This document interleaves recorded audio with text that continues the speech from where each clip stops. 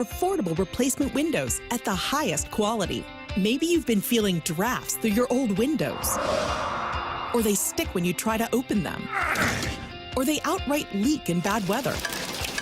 You need the experienced pros at Window Nation. They've installed over 3 million windows and have high-quality options to fit any budget. You could pay a lot less than the other big guys and still get the premium windows you're dreaming of. Their custom-made windows are guaranteed to be a perfect fit in your home, and they back it up with the best warranty in the industry. So shut out the drafts, make opening and closing a breeze, and lock out the leaks for good. Get a great deal on replacement windows from Window Nation today. Go to getwindownation.com or call 866-90NATION for your free estimate. And for a limited time, get 50% off all window styles, plus pay no interest for 5 years. Go to getwindownation.com or call 866-90NATION.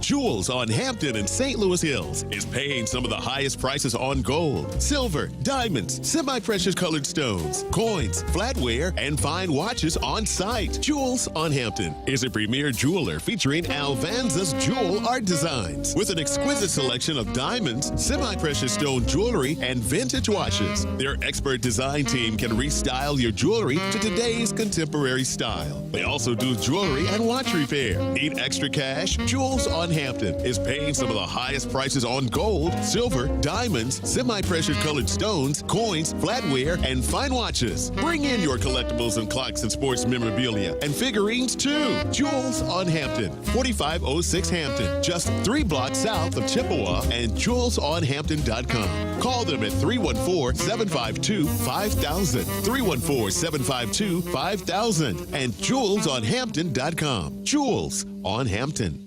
WXOS HD1 East St. Louis. 101 ESPN is driven by Auto Centers Nissan, home of the lifetime warranty and 30-day return. Rise and shine, St. Louis. It's the Brown and Crouppen Morning After with Tim McKernan, Doug Vaughn, Martin Kilcoyne, and Jackson Burkett on 101 ESPN. 7 o'clock in St. Louis. You are listening to The Morning After, presented to you by Brown and Crouppen on 101 ESPN and on the TMA STL YouTube channel. Tim McKernan, Doug Vaughn, Martin Kilcoyne with you. A gentleman by the name of Jackson Burkett is on the ones and twos. It's a program that welcomes you to participate in a wide variety of ways. Texting in, and even if you don't have a text name saved in the Air Comfort Service text inbox at 314-399-9646, Jackie Papers here will give you the name that you request. You say, hey, Jackson, I know I don't have a number saved, but why don't you give me the name Bill's Gentle Touch? Mm-hmm. I think that one's already in there. What about My Girl, Bill? Is that taken? So if someone were to ask, that's actually a good point there, Tim. If someone is to ask for a name that is taken, don't stare at me after you do it, then I will say to them, sorry, that name's taken. Would you like a different name? Nice. Did you see at 5:50 a.m. a text to the inbox? It said, hey, Pat, will you change my name to Tom McKernan, Tim's evil twin? Nice. They sent it to the ESPN mothership Your show. guy, producer Pat. I believe they were hoping that somehow made its way to New York City. But I'm pretty sure it did not. I didn't get anything from Pat this morning about it. So. Okay. Kwame Voyukas IV, Doug, has in big letters, Billikens. Billikens, rah, rah, rah. Billikens, shish, boom, bah. How about that, Martin? I was there for a little bit, so our co-host, Coach Schertz. Yeah. And I had an awkward moment because in the pregame, there's a little bit of a media room where they do the postgame interviews, and I'm off to the corner with my photographer, and I hear a guy say to Frank Cusimano, hey, Frank, how you doing? He's clearly from SEMO with the visiting team. He said, well, you're still pretty prominent on that morning show, aren't you? And Frank's like, what's that? He said, well, no, they play a lot of clips of you on that morning show. He said, that McKernan show, they got a lot of clips of you. And I'm over there, now I put my head down. Which I often do when people mention this. People mention this show. I'm sorry, what? Mm-hmm. No, that's AI. So then later I'm talking to Frank, and I said, yeah, we do have some drops. He said, oh, so you play clips of me? And I said, well, every once in a while. And Shrubs. He said, what kind of clips are they? Like, talking tough about Kroenke, that kind of thing? And in my head, I could hear Big Ego Small Johnson, Lexington Steele, Vivian. I could hear all of these random drops. Come here, big fella. And I just said, yeah, something like that. Frank, do you like chocolate bunnies? So our friend at SEMO was letting Frank know, and then I just followed up and made it worse. So, yeah, Frank, they're all professional clips. Make you sound like a true pro. Exactly right. Thank Jim you. the Cat Hayes having action with Doug Vaughn. Why would you have said these things? It was about 13 years. Mm-hmm. I kept my mouth shut. But hey, if two guys I work with want to hook up, it's not my place to judge. And that's what really the tenet of this program is. We don't kink shame. Well, I do occasionally. But in the old days, it used to be media fighting each other. Yeah. Now it's loving. You can also call in 314-974-0101, the Callier and Thompson phone lines, and a bunch of people already in that Michelob Ultra YouTube chat. Martin's Wildcat Agenda, John Scores, Donna Mallett's Hip Huggers, Liquor in front, Poker in rear, Doug, along with Mitch Duncan, Harry Hogg, and NARS Loot Bar, Spicy So, MD 2020, and Joey's Churned Butter. They're all talking to each other. Okay, well, they shouldn't be. At youtube.com/TMASTL. And Doug, Connor McDavid is no match for your St. Louis Blues. Get on out of here, Mick. What's his name? Nice. That was awesome. He didn't burn us. A couple of assists, a couple of apples, no Genos. Dvorsky got his first. Nice. Switched the uniform, started playing with the dark blue again. That's victory. probably Jackson's lead right there, assuming you actually saw it. I saw some of the highlights. Oh. So are they undefeated in those sweaters? I think 2-0. No, I think they're 2-0. Crowdsourcing. Yeah. Yeah, I think they're 2-0 in those. Was that a coincidence that they went to those sweaters? I mean, at this point, it can't be ignored. It can't be ignored. They haven't won in the new blue home sweater. Mm-hmm. But when they win at home, it's in the old sweater. Yeah. Martin, should we page generous executive Mike T. Caruso on the reasoning behind the sweaters? His response to me is often, what? With like 3 question marks. And that's usually after a phone call. And he'll just text. Doesn't call back. He'll text back. What? And then if you ever talk to him, it's the same tone. Yeah, remember I did the Cardinals' real record, their series wins throughout the year? I'm going to start that and track the sweaters. with the sweater. Nice. Yep, it's going in that first box in the Stifel dossier. Wow. Has to be pretty frustrating for an organization to make a big, major uniform change, market it, be very proud of the look, and then can't win a game wearing the uniforms. Yeah, that's problematic. Not great. I just didn't think it was a coincidence last night. Monday night, 7:30 start. Defending Western, two-time defending Western Conference champions in town. And there's the old sweater. And the old sweater says, how do you do? We'll win too. 2-0, Doug. 2-0. Well, every 10-game winning streak starts with a single W.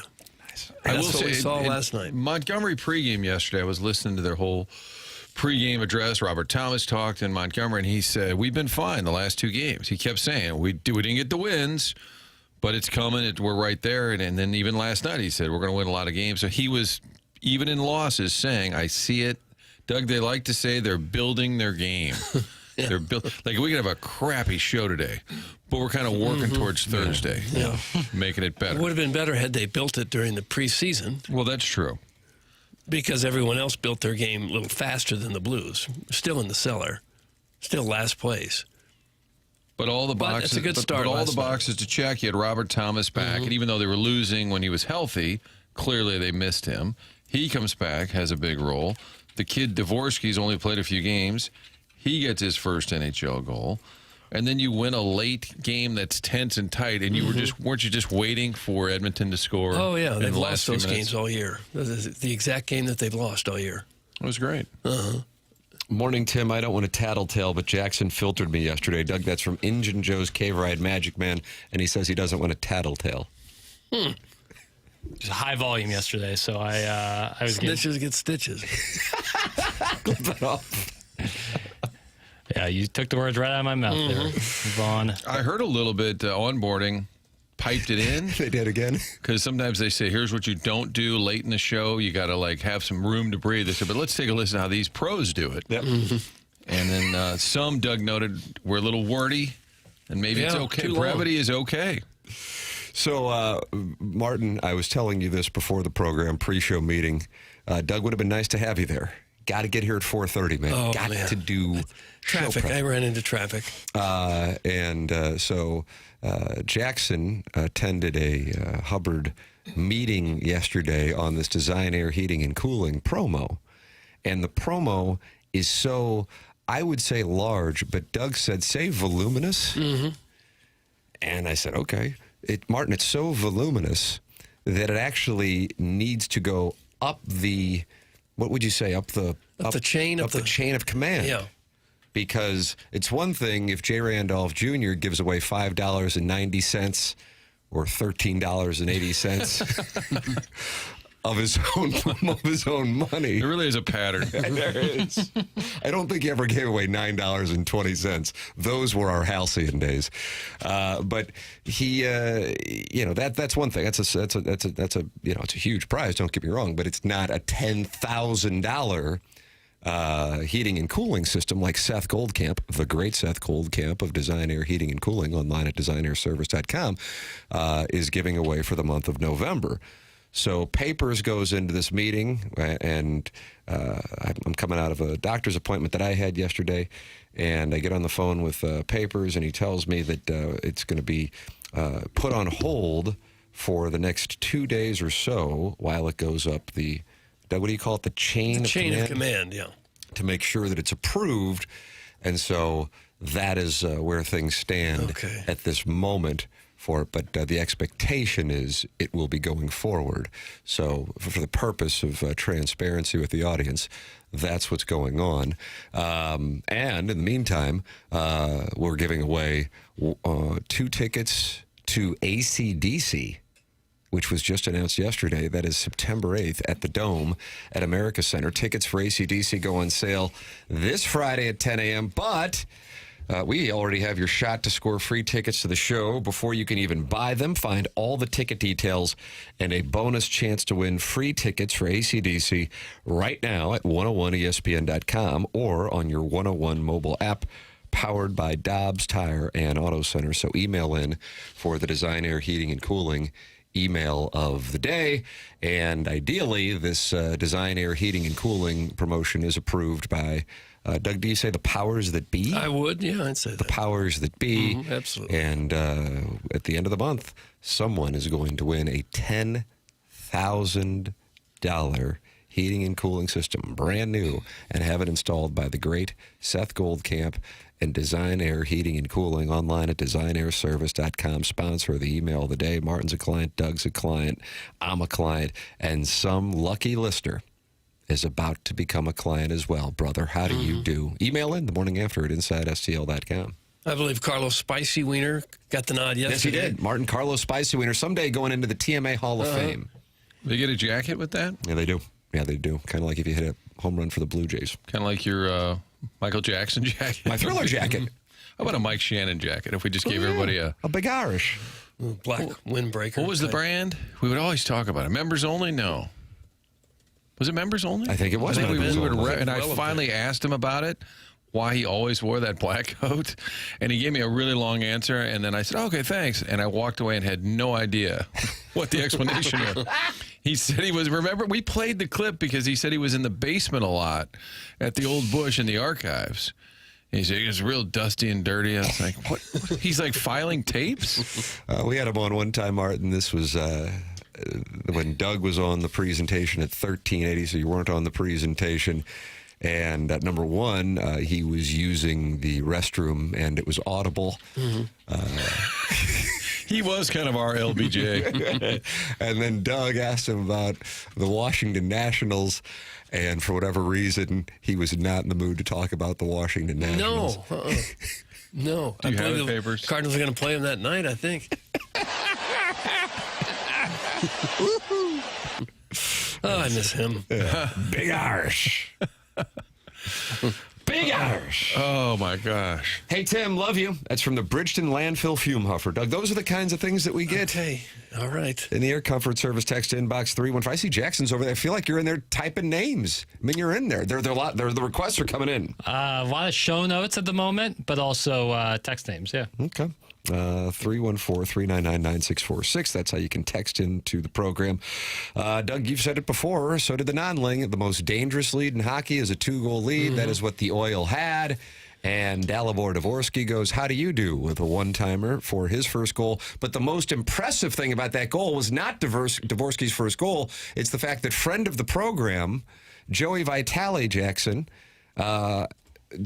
was Nostradamus with his goal. Take a listen. Okay, go ahead and hit the lead, said please, clip. Charcoal. Dalibor Dvorsky, of course, one of his biggest gifts is his one-timer. Keep an eye on him on that far side. Ball to Thomas. Needing a goal, down by 2. Late in the second. 16 minutes gone for left. Thomas looking for a pass to Falk. Far wing. Wired! Score! One-timer, Dvorsky. First goal, first point in the National Hockey League.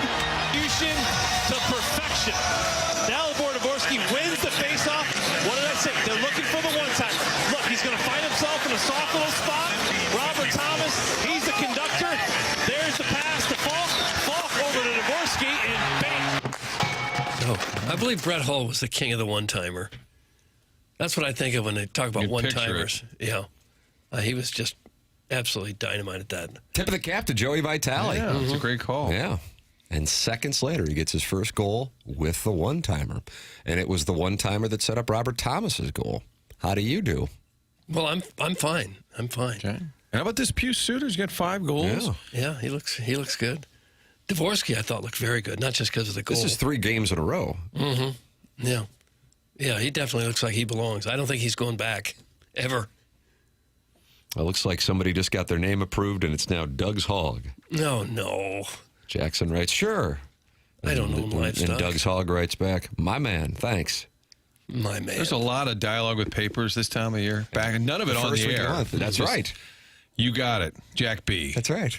Someone asked, I like the simple names, like ones that aren't like goofy or trying to be clever. There's some guys that says, can I be Grady? Sure. Grady's not taken? No, Grady's available, and then, well, now it's not. It's been given out, but I just like this. That's why I was always like Don Hoffman. Just like a guy's name. You're a big Don Hoffman guy. Always have been. You always have been. Yeah. The program is called The Morning After, and you are welcome to participate in a wide variety of ways. Here as the Blues get the win last night, and it was a hell of a win against a very good team, and gives you reason for some hope. The boys will be put to the test here. A lot of games in a short amount of time. Doug, right back at it tomorrow with a trip to Washington, and then back-to-back as they'll take on the Buffalo Sabres on the road. If we can just get hot, we can get right back into this baby. There you go. There you go. Get involved in the program. Text in, talk it over on the YouTube chat, and call in 314-974-01. The program's called TMA on 101 ESPN.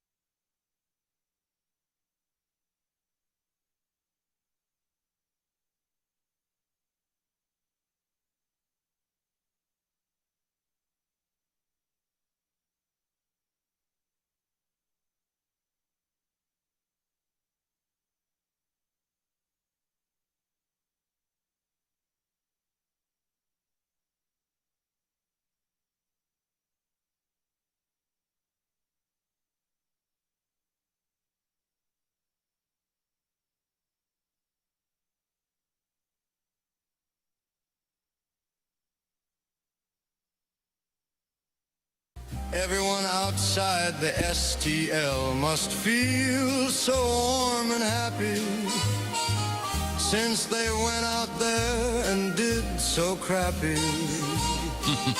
But never fear, our boys in blue season is near.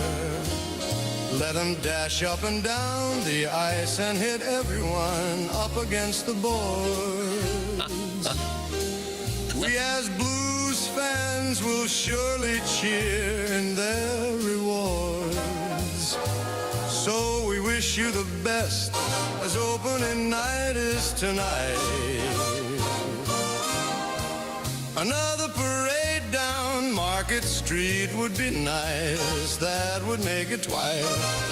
Go I feel like you have to enjoy it. I do. These are my favorite songs. And wish the rest TMA 101 ESPN. Fantastic. Show the holiday Presented by Brown and Griffin. on your holiday playlist, and people are sitting around the fire, and having nog. And all of a sudden, these blues AI-generated songs just start playing. Well, a grieved Mizzou fan in the Michelob Ultra YouTube chat is not happy about it, though. Oh, perfect. More AI crap. Doug, that's from a grieved Mizzou fan in the Michelob Ultra YouTube chat. I'm this close to picking up the suspension pin. I just agree as a Mizzou fan. I'm usually with you. In this case, it's pretty harmless, you know? It's just a pretty goofy little song. Mm-hmm. No one's job was taken by this. Yeah, we don't have a lot of people the in Coke holiday ad. It's okay. The Coke holiday ad. Yeah, that's always been like the thing, is like the AI commercials and what that could lead to. Right? Yeah. Oh, I didn't know that, I have to tell you. Well, we don't have a lot of people in production studios this morning with a full band that we're putting out of work. I've always thought we could use a band, a live band in studio to take us in and out of breaks. Maybe three-piece the Tonight ensemble. Yeah. Now Harrison's brother Master is not happy about our compliments for Joey Vitale, observing that Dvorsky will be on the far side with the one-timer. Here it is, Doug. No offense to Joey, but everyone knows Dvorsky has the one T. That's not groundbreaking analysis. That's Harrison's brother. I didn't care for that. I didn't like his tone. Harrison's, go to hell. Oh, he was suspended yesterday. Uh-oh. So now the charges are trebled. Now you are suspended a period of 6 days' time, and I don't expect it feels very good. And on top of that, we're putting you on the watch list. He's on a watch list He's now on the watch list. Yeah, he'll have a hard time flying. Mike Shannon conversation, also along with the Blues, conversation to open up the program. And this comes from Manute Bowl Eligible. This is a quote from a 2006 Post-Dispatch story edited by Jackson's mom that I wrote on Mike Shannon's unique fashion sense. Shannon, well, I don't know when it exactly got started, but all the ballparks you go to are somewhat dirty, and so you're just better off wearing black. Shannon said matter-of-factly, basically, that's about it. I told you, he's worried about the dirt and the dust. Black tends to make you look dirtier, though. Yes, that.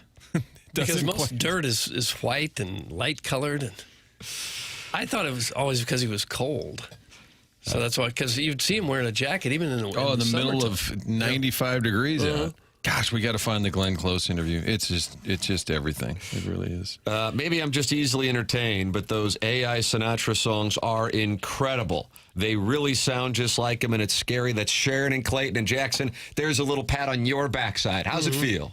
It's just it's a credit to a listener who and makes that, it. of course, is Rogers and Hammertoe. There's also a listener, Mike, who sends a bunch of those, and I like the listeners getting involved. You know, they're often more creative than we are. How do they get them to you? How do you email jburkett@insidestl.com? Do you get a lot of other candidates that are not worthy, or no? Just kind of a couple of consistent contributors. Yeah, I would say that the latter there is accurate.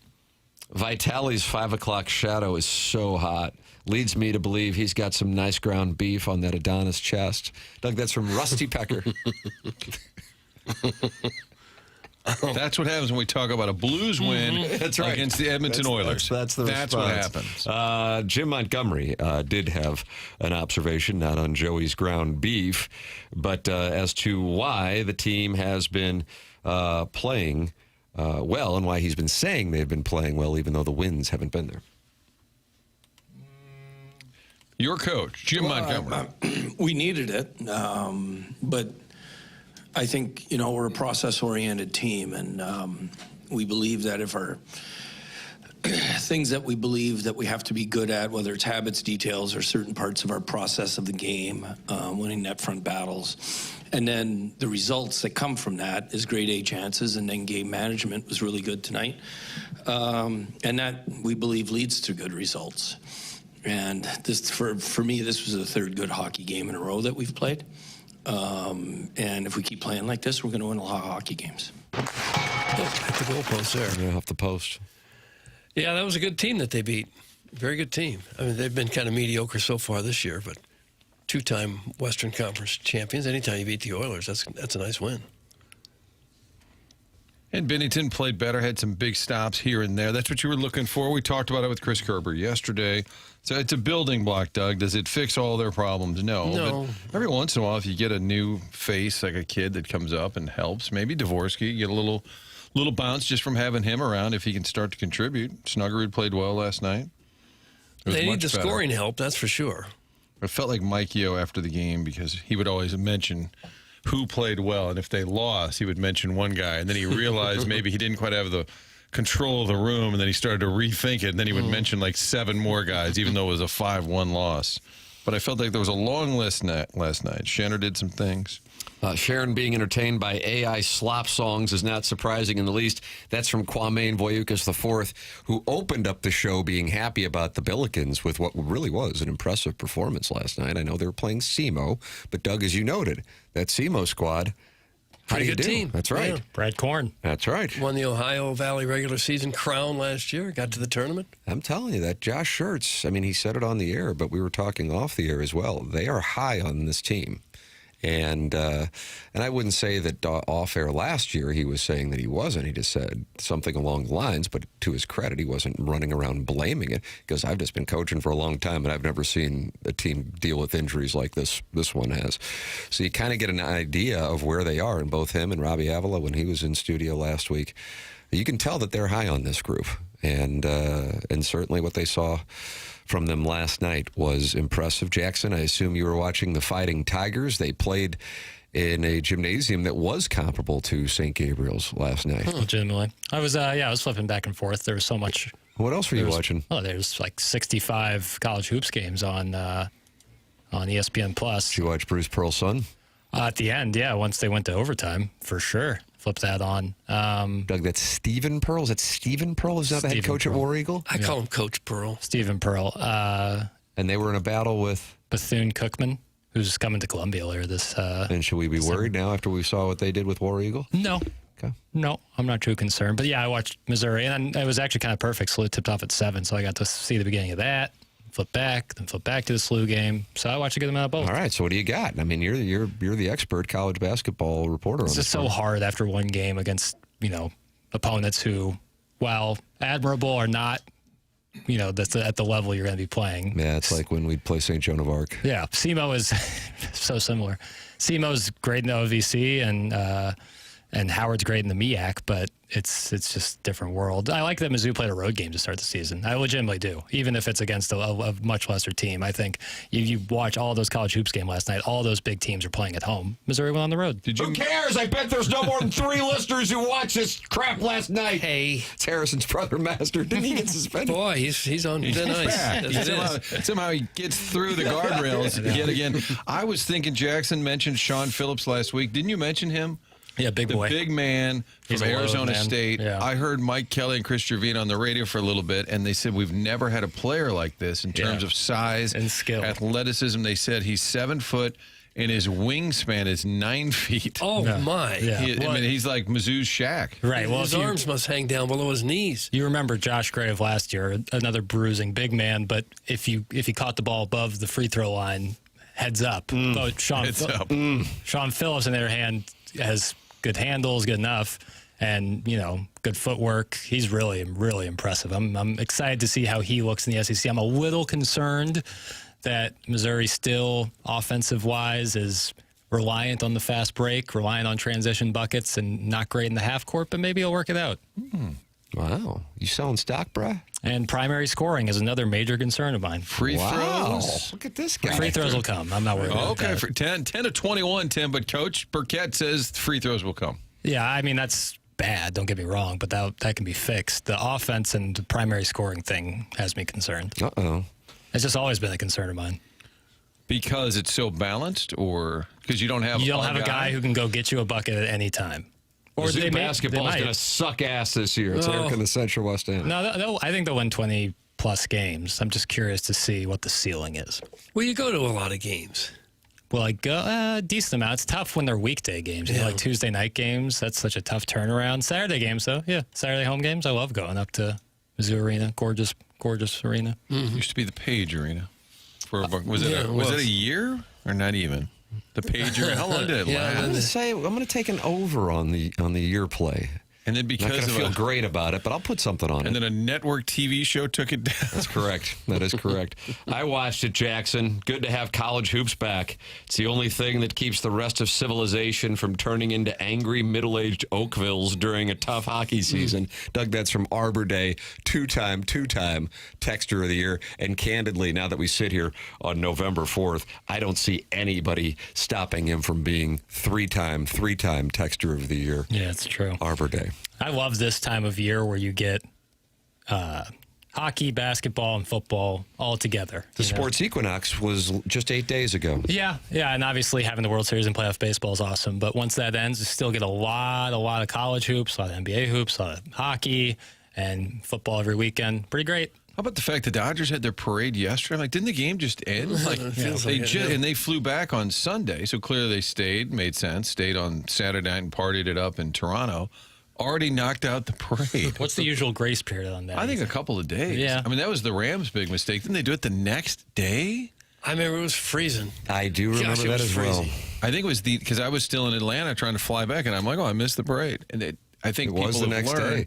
The Cardinals won on Friday night in 2011. Sunday, maybe? And it was Sunday. So. Which is perfect. Rams Saints. I just think because it's a Sunday. Now, you could have waited an extra day, but I feel like you need a couple of days. I guess if you can pull it off logistically, people are still rabidly excited that you won. Yeah. Maybe that's why they do it so early. They had Ice Cube rolling into Dodger Stadium with the trophy. Ice Cube gave Missouri a pep talk before their game. Do you know that, Martin? Yesterday? They saw it. He sent it to them on Sunday, I believe. Yep.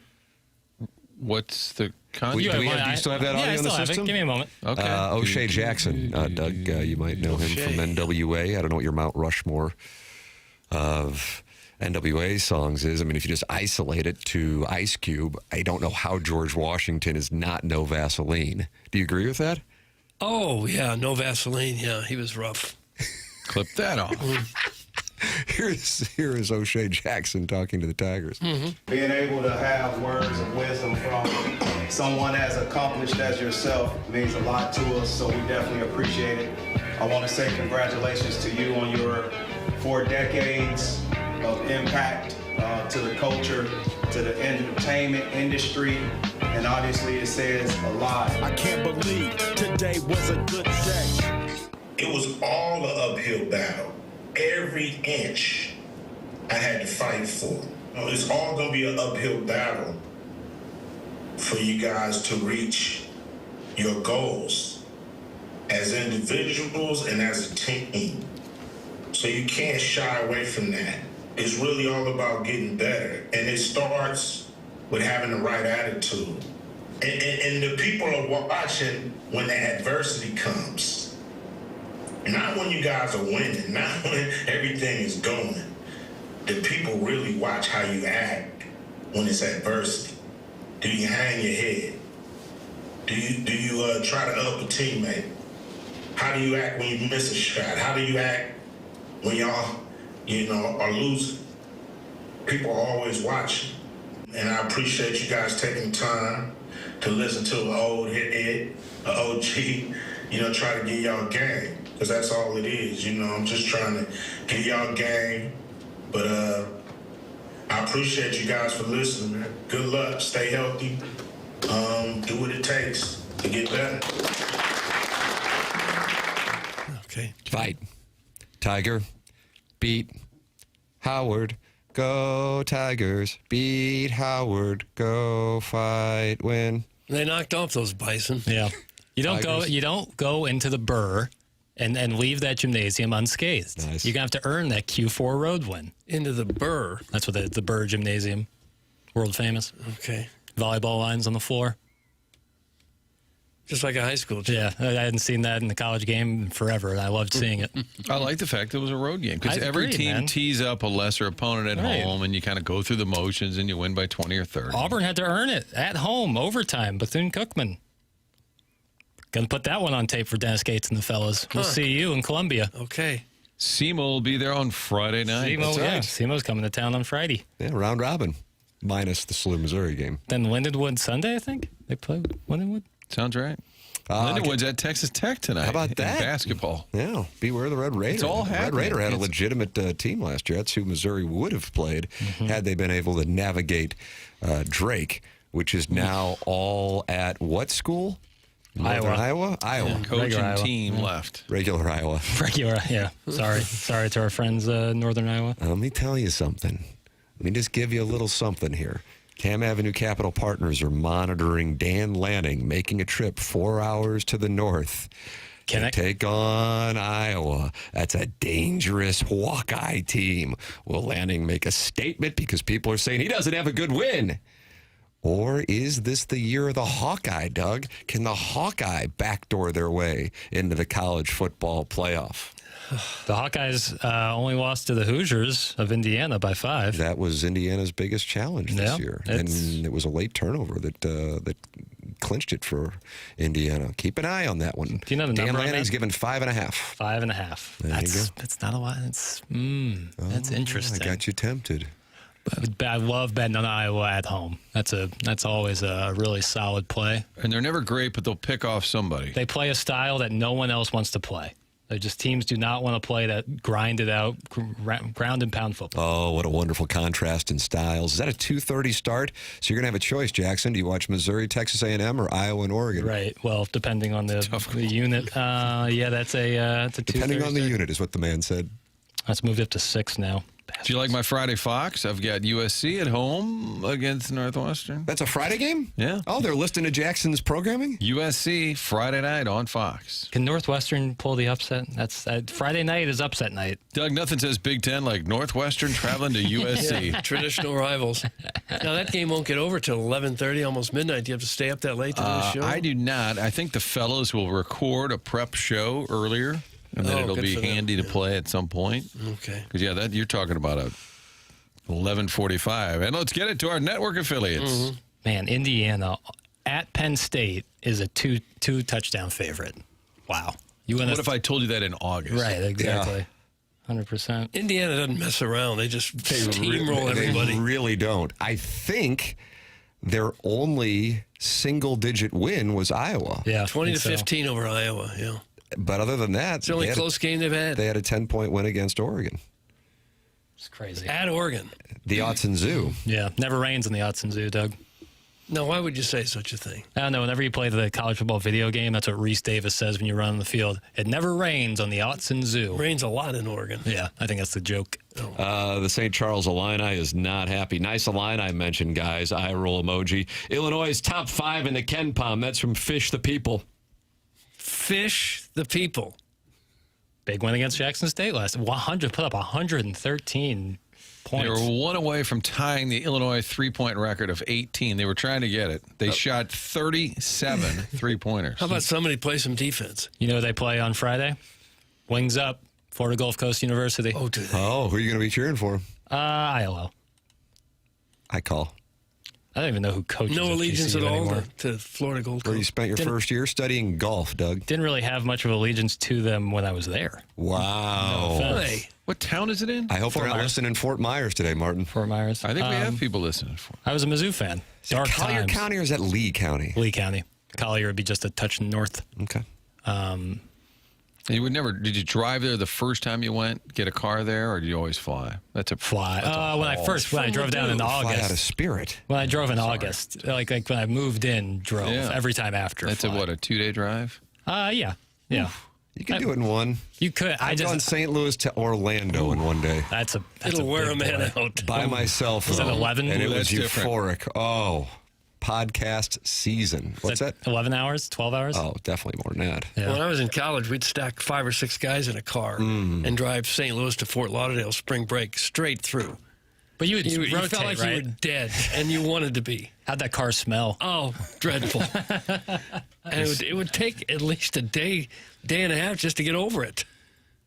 And It was Steve was just eating horrible. Funyuns. The Illinois fans are calling Jackson's bluff. I love that Dawson's Creek pretends to support Illinois. We know you hate them. That's from Little Judy Suckins. That's like this narrative that I don't like Illinois. It's truly just general disinterest.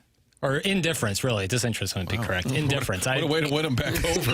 I have general disinterest in your program. No offense. Well, I like just indifference. Indifference. I root for Brad it. Underwood, friend of the show. I like Brad Underwood. He'd come High back pitch on. call. I like Brett Bielema. I just support the team 120 miles west, That's not fun. east. Can't you support both? You can support 3 teams. Both of these. And I'm on Missouri State. I can support, but to actually invest my emotion, no. That's saved for one team and one team only. And they wear black and they wear gold. Oh, do they? Wow, Unless true son. Unless it's a football game and they wear white with yellow and blue and black. Even more support. They need my support even more in those tough times. Did you see what Nebraska wore last Saturday? They painted the end black. They were all black uniforms with a white and black stripe on the helmet. It was just god awful.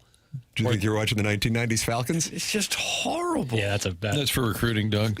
Black helmet, black jersey, white helmet. Seldom looks good.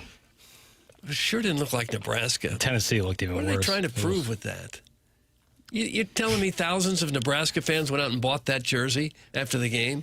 No, I like No, what I are bet they trying to nobody did. prove. I like that line. What about Lindenwood? Oh, my That's from God. Professor Roy Yeah, Hinckley. Division One. SIU Edwardsville's Division One. We already mentioned Lindenwood's playing at Texas Tech tonight. Red Check Raiders. that box. They do not play Missouri, by the way. I was wrong. But Mizzou does have a game Friday and Sunday. Yeah, 'Cause I heard Mike Kelly say, and in between, there's a little football game I've heard about because they were promoting the basketball. Yeah, Lindenwood plays SLU on Monday of next week, so 6 days from now. Missouri plays VMI. The hell's Virginia that? Military Virginia Institute. Military. Oh, you are a comic. What's that? You don't like our military? 314-399-9646. The Keydets. That's what their mascot is. Well, I like the fact that St. Louis U's playing Lindenwood. I wish all the local schools would play each other. Yeah, SEMO's making the rounds from SLU to Mizzou. That's good. And there's local kids on SEMO last night. Kid from Chaminade, Point Card, Cardinal Ritter. If you're going to play these tune-up games, why not Yes. support the other colleges right around here as opposed to flying all over the country to do it? I'm a big fan of that. Get quad 1 wins. Well, you didn't get a quad 1 beating Howard. I think they're quad 2. It was a road win, so that does increase it, but I still think it's in that Q4. But hey, those count. Those count. I'd love to Ask see Auburn. They almost got a Q4 loss last Does night. it really matter because the SEC is going to get like 12 teams? What was it last year? 13? It was some credit, 13 or 14. Stop it! Nobody cares about college basketball. Literally no one. Harrison's brother Masters He's losing his mind. banned and You know what? suspended. And You know what? what are you going to do, Doug? Are you going to cut his phone line? I'm going to hit him with a 50% tariff. So on every text we make money. Yeah. That'd be He sweet. owes us. That'd be great. Oh, my God. It's invoice season. 50% tariff. Start a new square. I'm already in fire mode. It can expedite the process. Email in the morning after at InsideSTL.com. Design, air, heating, and cooling. Email the day. 101 ESPN has your chance to win tickets to see AC/DC on September 8th at the Dome at America's Center.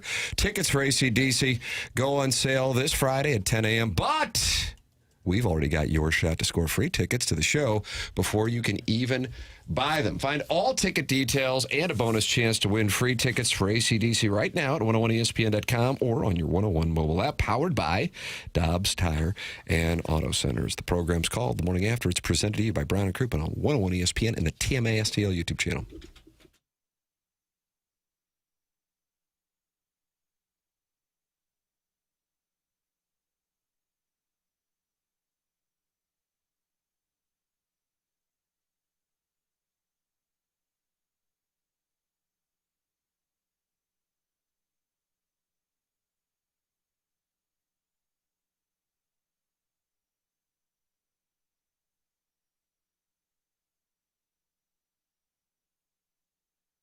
This is Tim McKernan. We are deep into fall now, and if you've been putting off those home improvement projects, this is your reminder. The cold weather is on the way.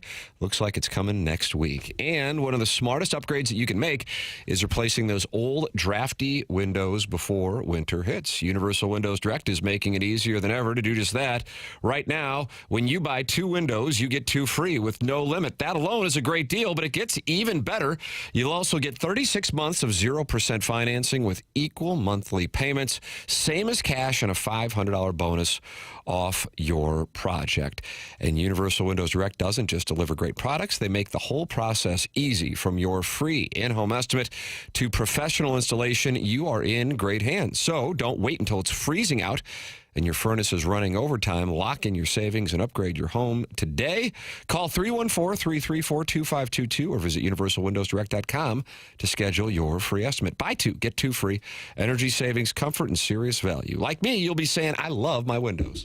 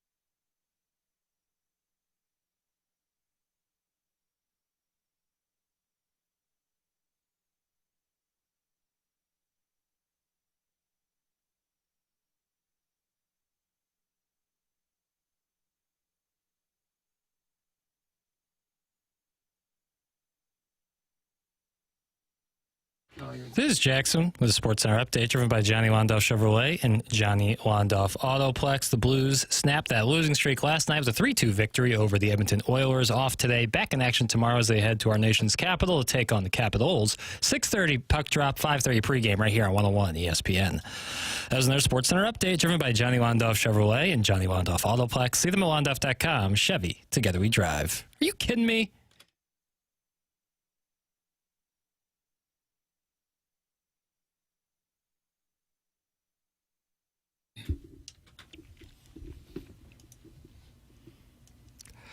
Well, Doug, we both love expose, and seasons change. The question is, why are we hearing it at 7:51 in St. Louis? Time check brought to you by Clarkson Jewelers, an officially licensed Rolex jeweler. Well, Jackson would be the fellow to ask that. Because college basketball is beginning or because the Blues' fortunes have changed? Just felt like a season's changed, kind of 7-3.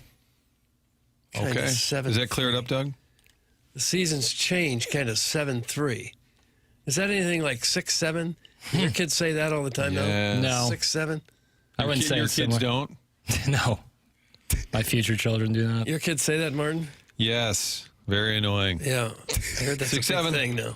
And I guess it's a rap or somebody has a song. I'm more intrigued by 8-3. What will the bump-in song be, Tim, in segment 8-3? Because that segment is under construction. Doug, the title of the segment in the Stifel dossier is Under Construction. And I'll play Men at Work. Okay, but nice. Underneath under construction, Tim, what does it say? Nothing. Okay, well, it's under It's construction. under construction. Maybe it's a Do you perfect not time. understand the process here? When you see a building under construction, you go, "Can I go in?" No, they're Perhaps- building it. Where's the door? Where's your hard hat? Perhaps a gonna perfect go that time for one. Bitterman's Roundtable. I'm not bitter about anything. You do seem like you're a little tired. Sometimes I can pick up a reed. A little tense. That's right. That's the reed, Martin. Just a tick. Just a I'm tick. busy, but I wouldn't say I'm tense. Yeah, but you, What are you busy you with? resent doing this. What am I busy with? Yeah. Just show notes, posting the podcast, name changes, you name it. Trying to keep the boat here from sinking. It's a whole thing. Oh, wow. Okay, Captain.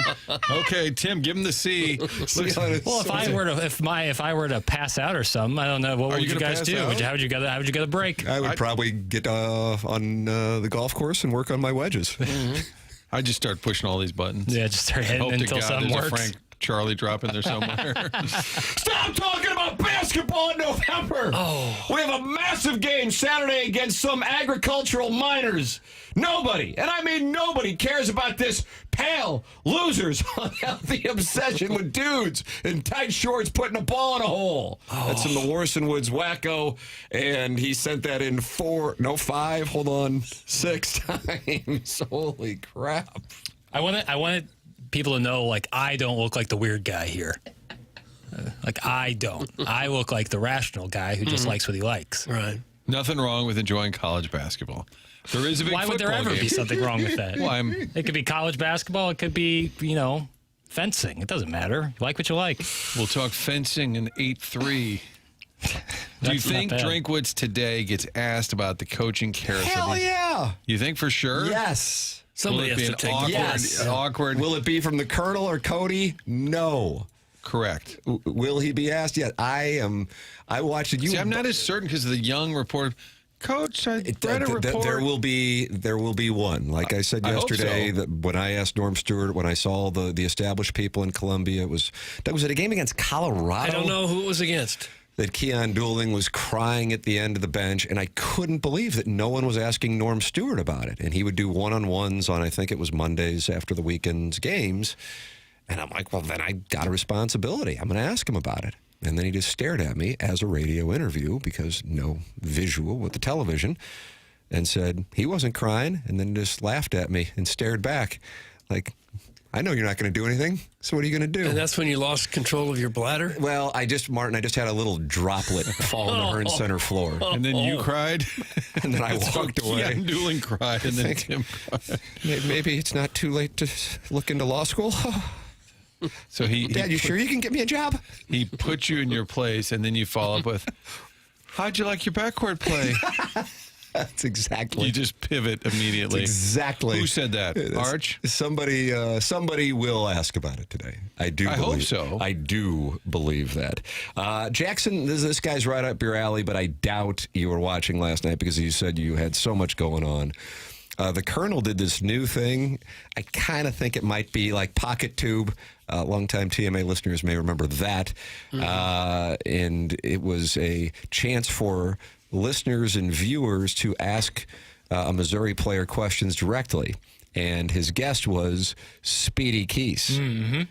And unfortunately, throughout the broadcast, Speedy Keese couldn't hear. Gotta get those headphones right. But I don't think it was, because when Gabe interviews people, just like anybody else on Zoom or a podcast on YouTube, I'd say 99% of the time they can hear each other. I think it was the software, and you had to use this software in order to be able to pop up and ask a question. I believe only one gentleman did it. Then the questions just came from the YouTube channel. But I wanted to see, I'm trying to gauge the attitude going into this Saturday. And, whereas the Colonel is kind of like, well, 4 games left this season. What would you like to accomplish? And then Speedy Keese said, well, I'd like to win each one. We'll take it week by week and then win a national championship. I'm like, all right, there you go. There you go. Love to hear it. There you go. There you go. And he said, Matt Zollers, he goes, man, anybody putting him down, they don't know. He's the real deal. So anybody overlooking him because he's not the starter, they don't know. He's going to show people what he's got. So I'm trying to gauge today. You're concerned about their mindset if they're still correct. buying in that they really do have a chance. And if Drinkwitz's situation continues to blow in the wind, I was listening to Pete Thamel and Dan Wetzel on the ESPN College Game Day podcast into the studios this morning, and Thamel mentioned Drinkwitz with Auburn, which surprises me. But whatever, obviously he's mentioned with Auburn, Penn State, LSU, and Florida.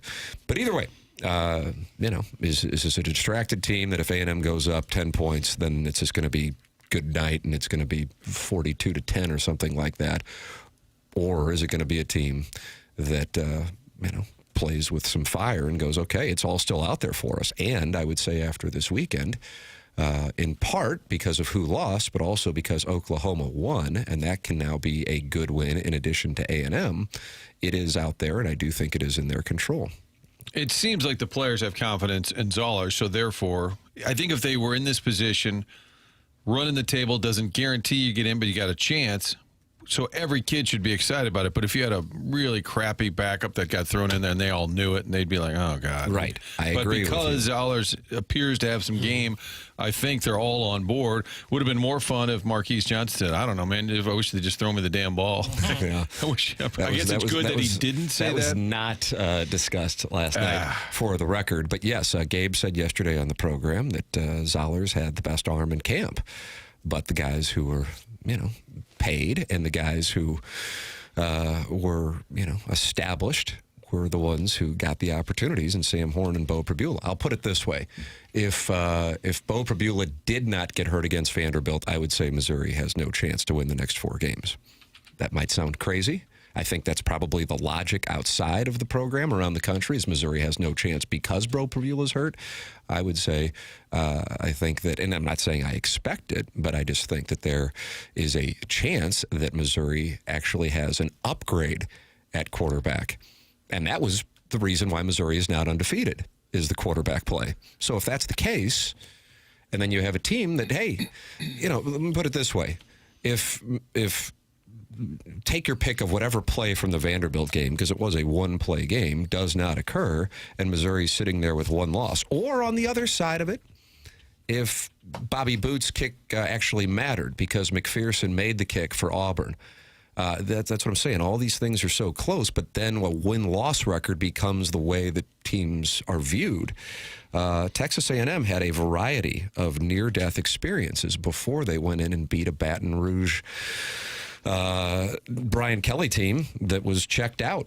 So just look at where teams are and how they play, and that's why the mindset is so important. Baton Rouge, they were checked out. If Missouri's checked out, you can see what A&M can do when a team is checked out. But A&M was down or tied at halftime with Mississippi State and College Station. A&M needed a one last play, but they got it against Notre Dame and South Bend. I just think you're not going up against 2019 LSU or 2021 or 2022 Georgia here. I think that's my main point on the Missouri A&M. Do you think Drinkwitz's stock drops at all if they lose to A&M? I think if they get stomped. So if they get stomped, then some of these other schools are how we can't sell that to our fan base. Yeah, I think it would a lot. That's why I think there's a difference between 27-24 against Alabama and the way that game probably, I think it was closer to being a 40-17 game than it was 27-24. Just like I think Missouri winning 24-17 or 24-10 over Vanderbilt was a closer score than what the outcome wound up being. Yes, I do think that could be an impact. So that's the question today. Coach, do you feel like if you play well on Saturday, it'll help your value moving forward on the open market? I think that's the question that an 18-year-old working for free needs to ask today. How many more millions will you get if you win this game? If he loses the game big, then suddenly he's not quite such a hot property. If he wins big, he's probably the hottest coach in the country. Well, not named Lane Kiffin, but yes, I would agree with you. According to who? Arch said that to you? No. No, he didn't. He did not. Give me that all day long. Michelob Ultra YouTube chat. I haven't looked at it. My guess is they're not happy. That's youtube.com/TMA STL. Michelob Ultra, 95 calories, 2.6 grams of carbohydrates. Long time TMA sponsor, and we are grateful for their support when the weather is beautiful, and it is going to be wonderful this week. Perfect news for Greg Vaughn's wedding. Yeah. On Saturday. Wonderful forecast. Get out and enjoy it with a Michelob Ultra. It's only worth it if you enjoy it. Michelob Ultra, 95 calories, 2.6 grams of carbohydrates. The program is called TMA. It airs on 101 ESPN.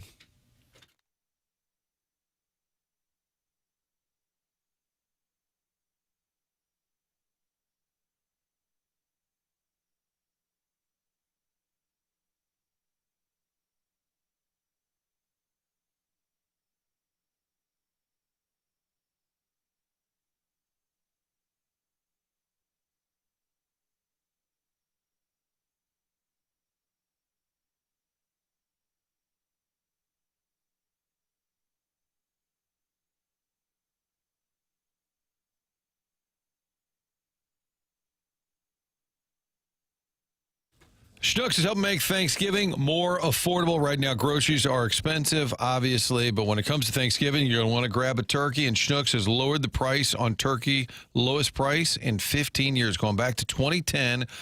That's the price that they're offering to you, 57 cents per pound, which is what it was in 2010. You can save big on your Thanksgiving centerpiece.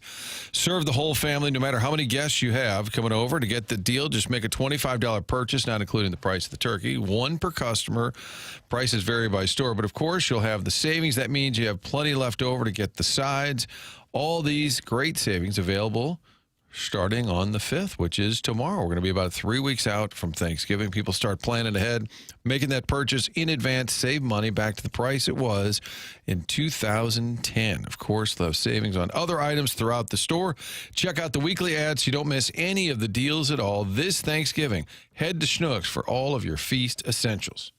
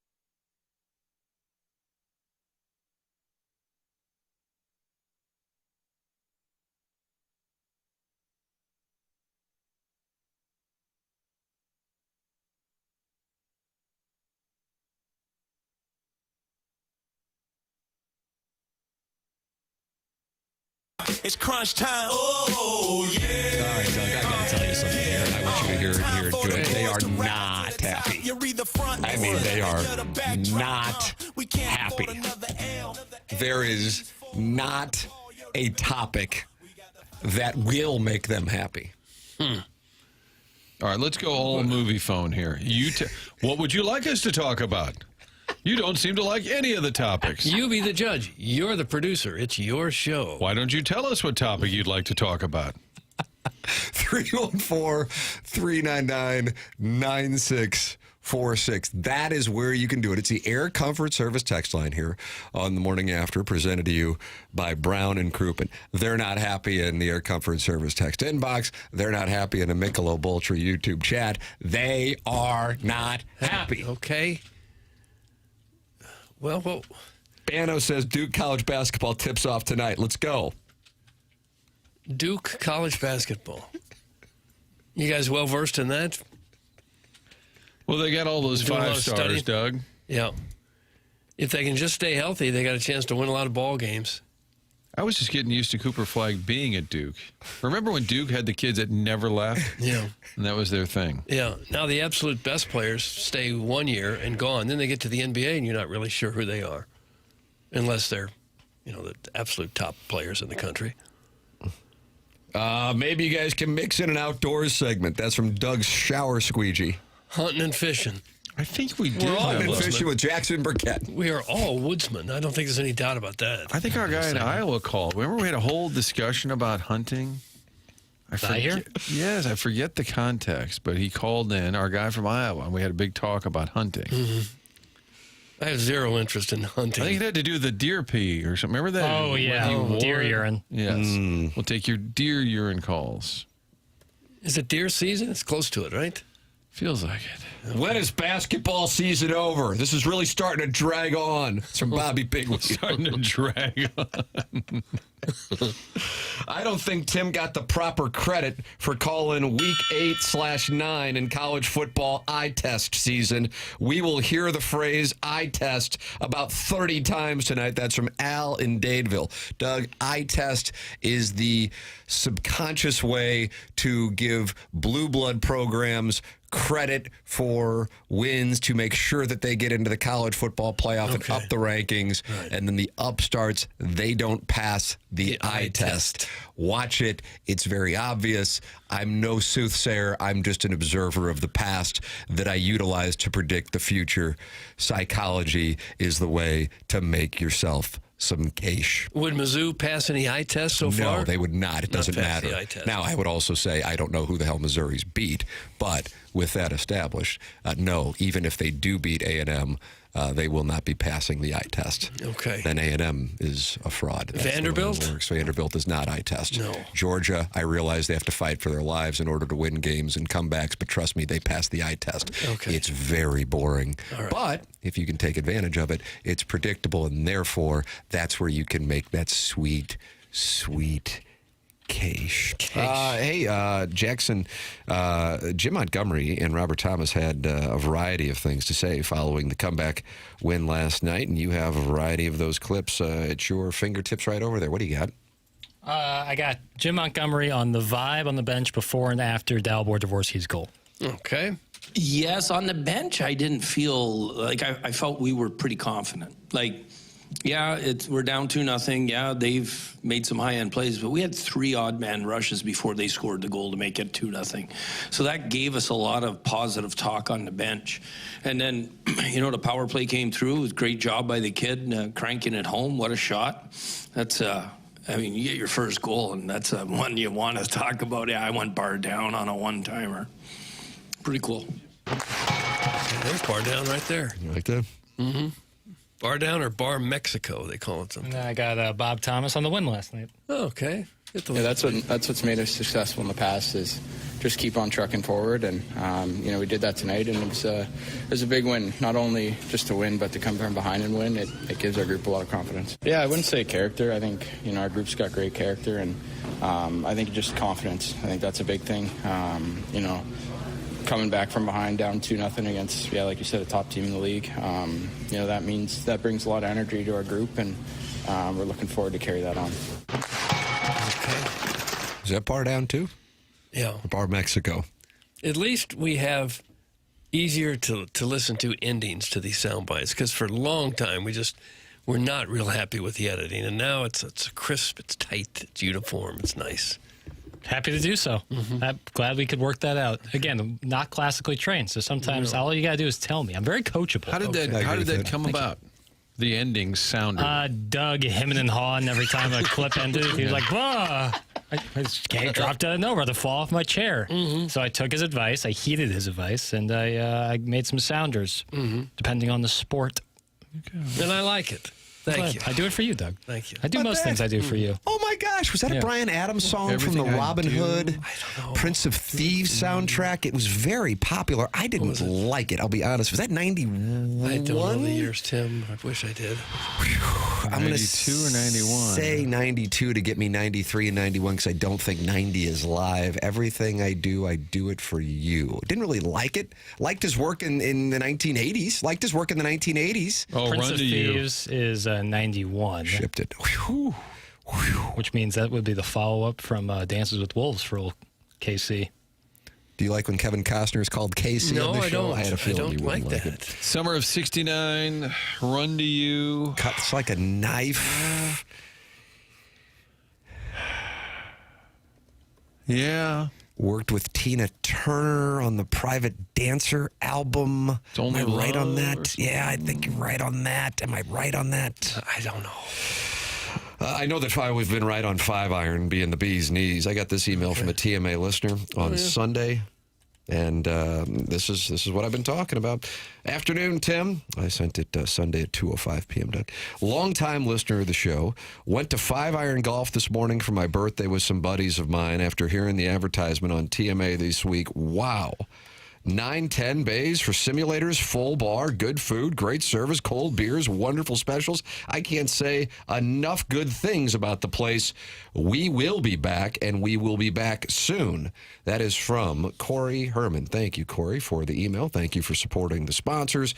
I'm in love with 5-iron golf, and I've already gone there with my son. It is 5-iron golf, and it is in Clayton, on Forsyth. You walk in there and you think to yourself, I can't believe that this is actually right here in St. Louis. But alas, it is, and it is indeed. You have a full bar, restaurant, a bunch of simulators, TrackMan simulators. You can play more than 200 courses.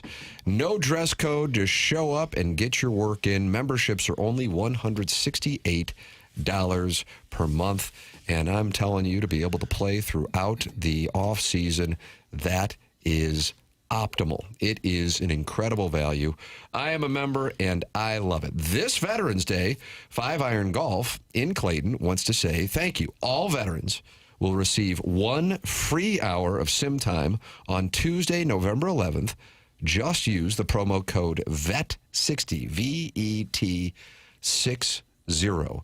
Grab your buddies, take your best swing, and enjoy state-of-the-art golf simulators, a full bar, and great vibes, all at 5-iron golf in Clayton. Veterans, reserve your spot today with promo code VET60. That's VET60 in person or online at 5irongolf.com. 5-iron golf. New sponsor here on TMA, and a wonderful place to go, especially when the weather gets cold and or rainy in the St. Louis area. The program is called The Morning After. It is presented to you by Brown and Crouppen here on 101 ESPN and on the TMA STL YouTube channel. I met Kevin Costner years ago when I was wasting my life in radio working at the Mighty Mox, probably the most intimidating person I've ever met, but he couldn't have been nicer. That's from David Klein of Hedonism, Really? Doug. Remember David Klein of Hedonism? Sure. Oh, yeah. You know David Klein of Hedonism? We talked about slathering him in gravy. I believe it was he at 1380, the early days over there.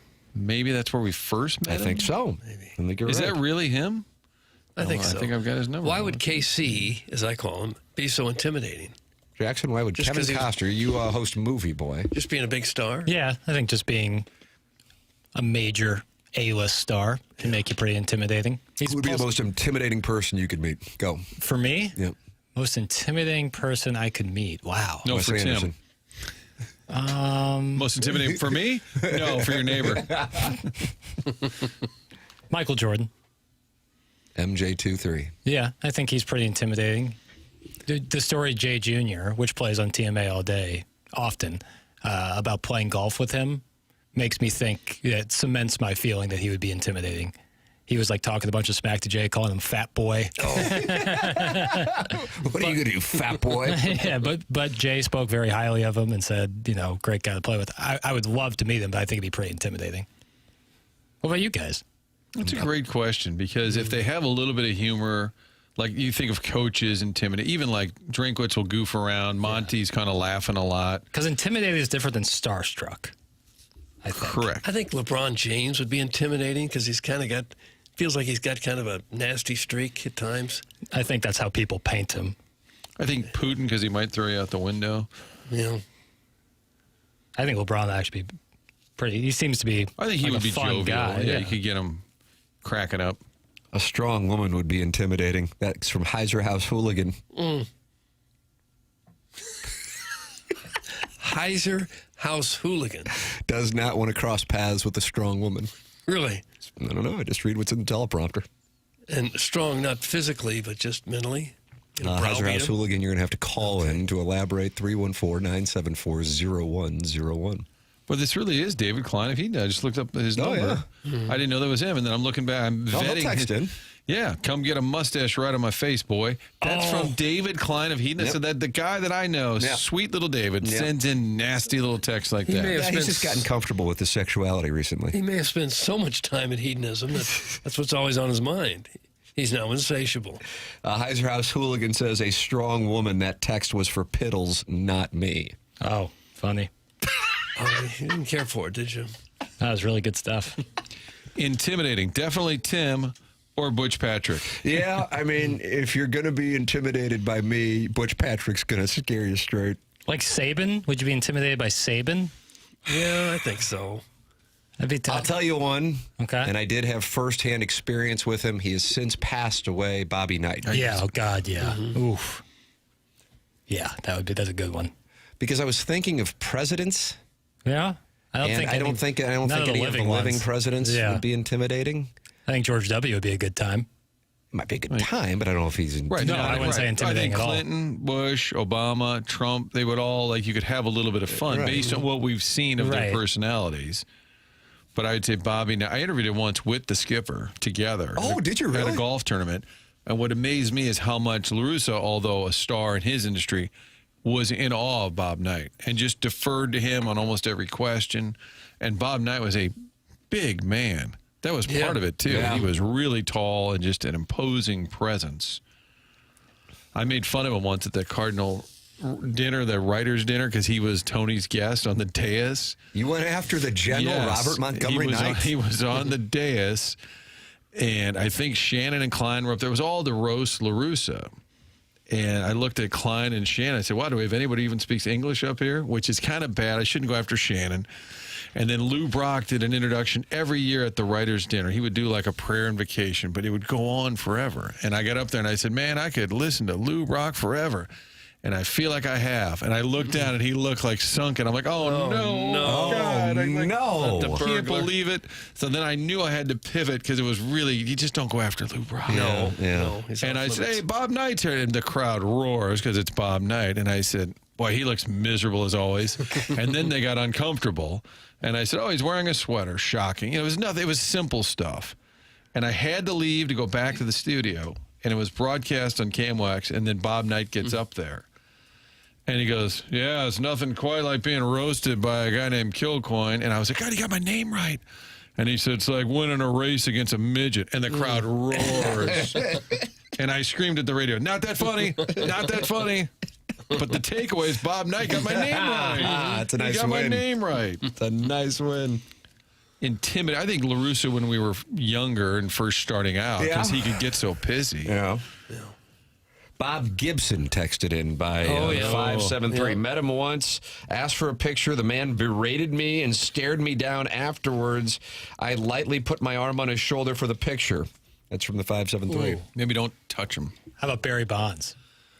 Well, Tim had a good rapport. I did have a rapport. He was actually, he was kind. I know it goes against the. I saw another Jeff Pearlman clip of him talking crap on Barry. Are you familiar with this, Doug? I doubt you are, Martin. I thought I know who Jeff Pearlman is. So I don't know what this is. I guess there's traction for it. I mean, we're talking about such a niche thing here.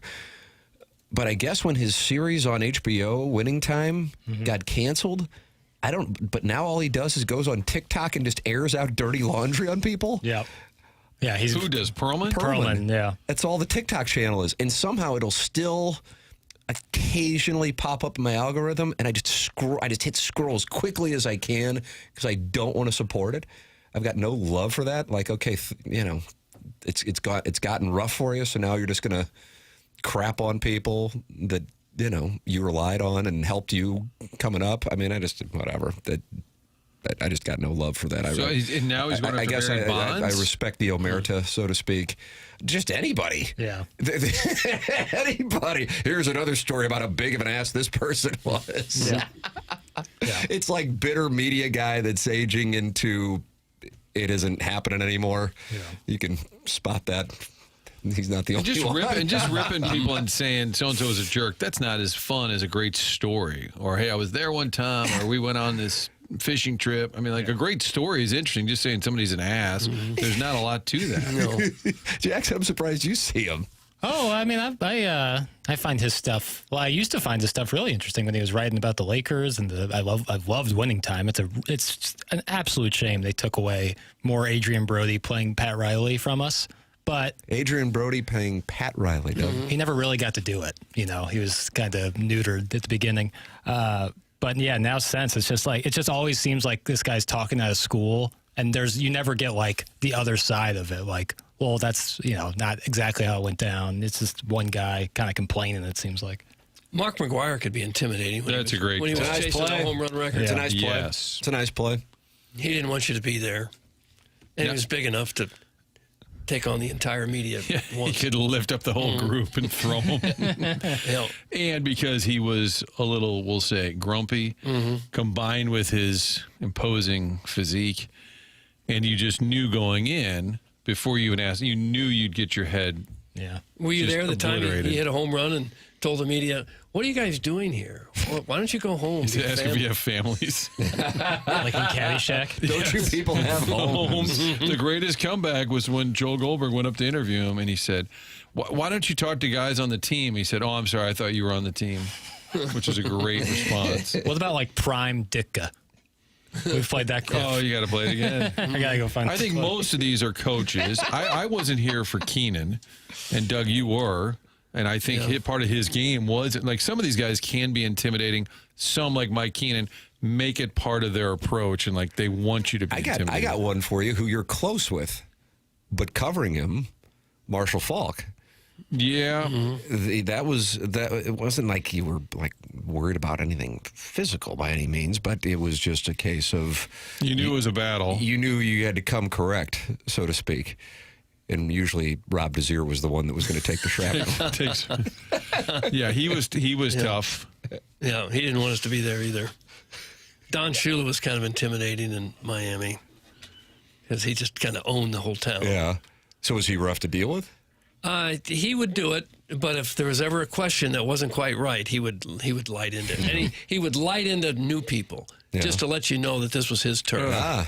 Anyone that he didn't recognize, he would give him an earful at one time. Well, this goes back to the question you asked, half hour ago, Martin, is will somebody in the media, when Eli Drinkwitz speaks for the first time since the Vanderbilt loss, and there's been a lot going on since then. Brian Kelly's out at LSU. Hugh Freeze is out at Auburn. Will somebody ask him about the job openings? And I feel confident in parlaying the following. It will not be somebody from Power Mizzou, but somebody will ask. And it's going to take some courage, but somebody will ask. I do believe that. You guys are going to short that market? I just think, because like Gabe said, I already know what the answer is going to be. Like, it's not going to be a great answer. But Gabe is established. Well, I'm saying, so he he's can retire today. You know, I'm saying he's telling us that it's not the 18, him. 19, 20, 21-year-old who's trying to get it going. And, hey, by the way, I respect it. I realize you're not going to get any answer, but, I think somebody will. I'm saying he already told us that it's not going to be him. Right. So now I'm thinking of these. But I don't think Cody will either, the football beat writer. So I'm thinking of these young guys who are there working for, the Press Gazette or whatever it is in Columbia, and there maybe students that are there assigned to cover the team, or maybe somebody's stringing for a big website. But you don't have like the Mike DeArmonds, who was Gabe's dad, who are kind of the crusty old reporter who would probably poke the bear just for fun. But Vahe. And Vahe's not there on a regular basis. I think if he were, he would probably ask it off to the side. I don't know if they, and get a good quote out of it. But I think Drinkwitz knows it's possible.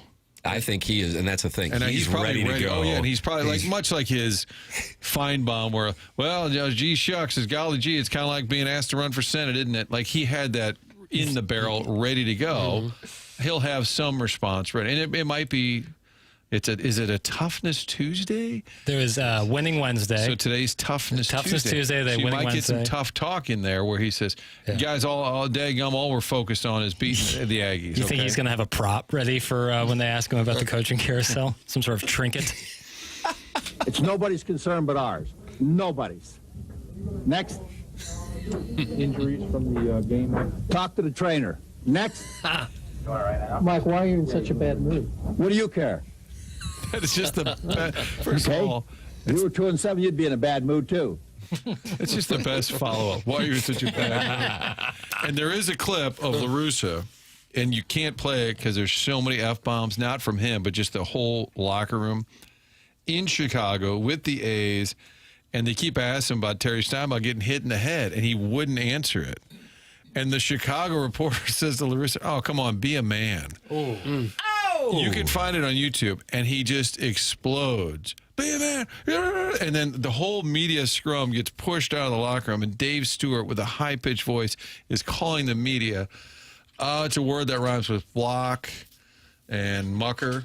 And he calls them that repeatedly, and then they get shoved out into the hallway. And then the security guy in Chicago goes, let's just hold off for a couple minutes here. But he said, be a man, and that was the end of it. That's not a good way to go. So, Tim, I'm going to say no, it doesn't come up. But I hope You're going to say no. Oh, I think it will. Someone almost has to. I hope it does. You almost have. Someone's got to take the bullet because it's a big story. It's an underlying story, but it's a big one. Not just here, but parts of all over the SEC. People are. How would you couch it, though? Would you say, Coach, there's been a lot of speculation. I know you hate talking about this, but how do you address that with your team in this moment? Yeah. I'm focused on Texas A&M. We have a huge opportunity. Everything's out there ahead of us. You won't get an answer, but I think you have to ask. Kenny Dillingham was asked about it yesterday. I feel like that name isn't getting as much attention as I would think it should. Man's only 35, and he was a bad call away from advancing to the Final Four in the college football playoff without two of his best players. I don't think you're going to get the resources in Tempe that you're going to take your pick of these jobs that are open. He was asked about it yesterday. I don't know if I sent you that, Jackson. I sent you so much. Did, and I forgot to cut it. All right, it's not a big deal. It wasn't like some audio that's going to... But he's like, I'm just focused on whatever it is that they've got this week. But that's one that... It's, the observation that was made by Thamel this morning in the podcast I was listening to, College Game Day on ESPN, he said, if you look at, Doug, who are the three coaches currently coaching in college football who have won a national championship? Did you say who are the three coaches? That's right. Kirby Smart. Nice. Well, one's real recent. Nice, Martin. A big fan of theirs is coming in for you on Friday. Charles Marlowe. Loves him some. He's coming in for an hour or so. Dot the I. Scarlet. Marlowe. Let's see. Columbus. Horseshoe. Ohio State. Oh, okay, yeah. Well, that was easy. Yeah. Ohio State coach. There's two. Ryan Day. Right, yeah. And then one more. Jackson's favorite. Can I have initials, please? DS. DS. David Solomon. Dave Simpson? No, Dave Simpson that's won the Cat's favorite guy. Okay. His Achilles is on absolute... Sweeney. Yes! Rupture alert. Rupture alert. I saw someone tweeting out, they're like, I'm going to the Clemson game exclusively to see Dabo fall down the hill. And then they took a video and go, damn it, he didn't fall. But what Thamel was saying, and I think Saban was saying this as well, is that none of those guys had won and weren't head coaches before they got those gigs. And I think Saban's contention is at this point, if you are at a spot where you're comfortable, i.e. Lane Kiffin, Clark Lee, alumnus of Vanderbilt, Kenny Dillingham, and he's an alumnus of Arizona State. I didn't realize that. You guys know that? Really? I didn't realize that. He play ball? And I'll look it up. And then who's the other one that's an alumnus that's being mentioned for a job? I can't think. There were three. Clark Lee, Dillingham. Is it the Lane guy? That doesn't. Who's that? Whittingham? Kyle Whittingham? Whittingham's not going anywhere. Whittingham, there's a guy who's intimidating, actually. Die on the bench. But you don't move. You don't mess around with it. But like I said, different spot there in Tempe, perhaps, versus these other ones. So, yeah, it is that time, and Eli Drinkwitz hasn't spoken outside of answering whether he would recruit a werewolf. Right. Yeah, that was last Wednesday, the old caller. Yeah, so this will be something. This will be something today. Email in the morning after at InsideSTL.com. Design Air Heating and Cooling email of the day. The morning after at InsideSTL.com. Doug, could you tell us about Design Air and that Seth Goldcamp? Well, Seth Goldcamp will get somebody out to your house toot sweet if you have any kind of problem with your furnace and the cold air. It's going to be here maybe by the end of the week. They're saying Sunday, and next week's going to be really probably chilly. You've probably had your furnace on already. Not too late to have Seth or one of his guys come out and give your furnace a little tune-up, make sure it is ready to go for the harsh winter months. Design Air has been doing that since 1904 in St. Louis, and they're not just another HVAC company. They are the longest-running sponsor on TMA, and that loyalty says a lot to us. We certainly appreciate that. Seth Goldcamp, fourth generation, family-owned business, a name you can trust, leading a team that truly values integrity. They never try to sell you something that you don't need. They believe in honest work and making you happy. So whether you're dealing with the cold or the heat, they have got your back with dependable service and no pressure solutions. Visit designairservice.com. Schedule your service today. Design Air is comfort you can count on since 1904, and perhaps most importantly, home of the handsome repairman.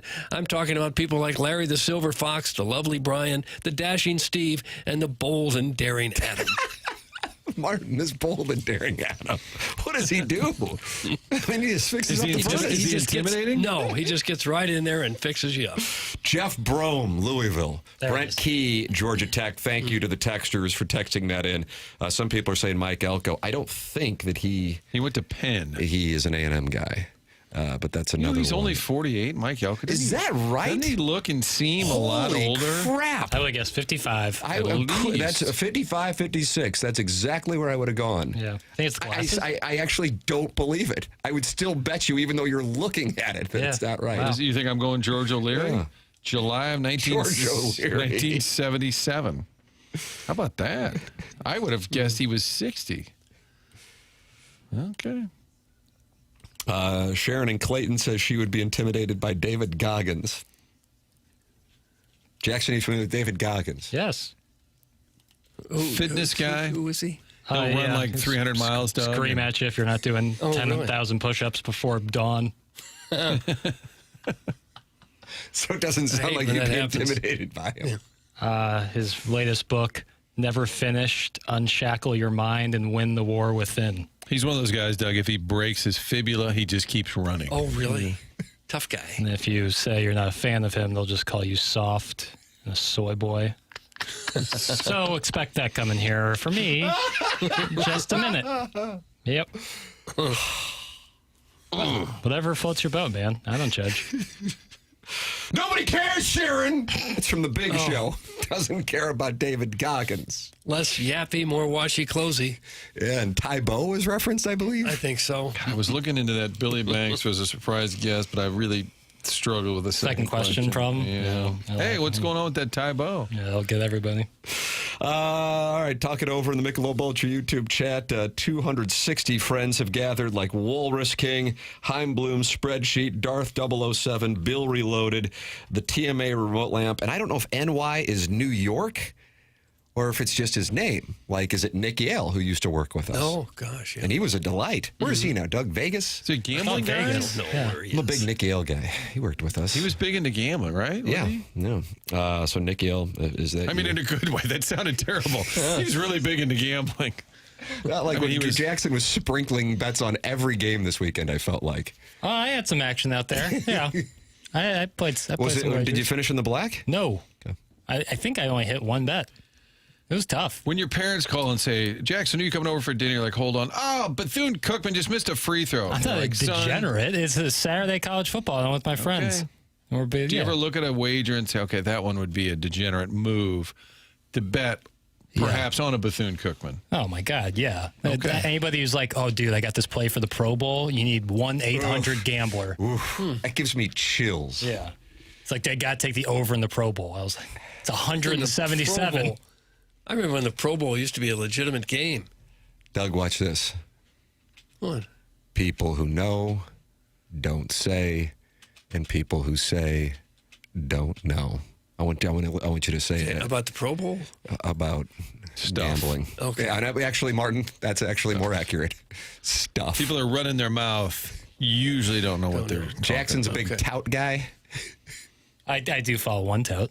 And what's that guy's name again? Bear down Cuz. Ice cold streak, by the way. Oh, no way. Yeah, it's unfortunate. You think he knows a lot more than you do? He had a great record last year. Truly, very profitable. And how much were you paying for this? $2 a month. Well, it's nothing. Drop in the bucket. But what does that tell you?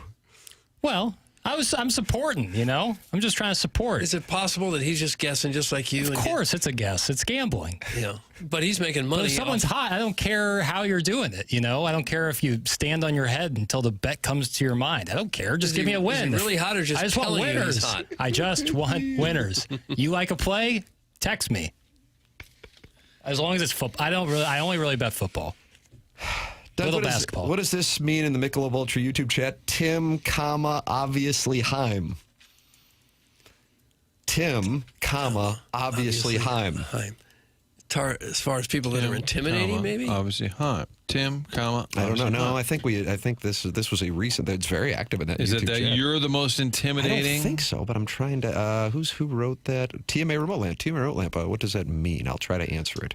I can speak firsthand that Heim, in the brief moment I spoke to him at spring training, was the opposite of intimidating. Oh, I think he's going to be great. Yeah, he was really nice. Face of the franchise.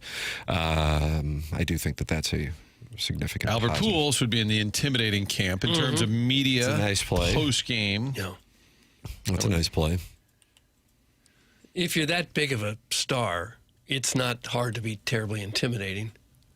But if you have a little bit of an edge to your media approach, Porter was like the greatest human being ever. Yeah, huge star, not intimidating. No, just always a great sport. Yeah, he was a real deal. I'd be intimidated if I was a blues player and I saw a creepy Clayton mom peering through my window at my $3 million residence. That's from the self-made stay-at-home Ledoux mom who is continuing her war with Sharon and Clayton. Craig Berube was kind of intimidating until you got to know him, and then he was a nice guy. He was great. Yeah.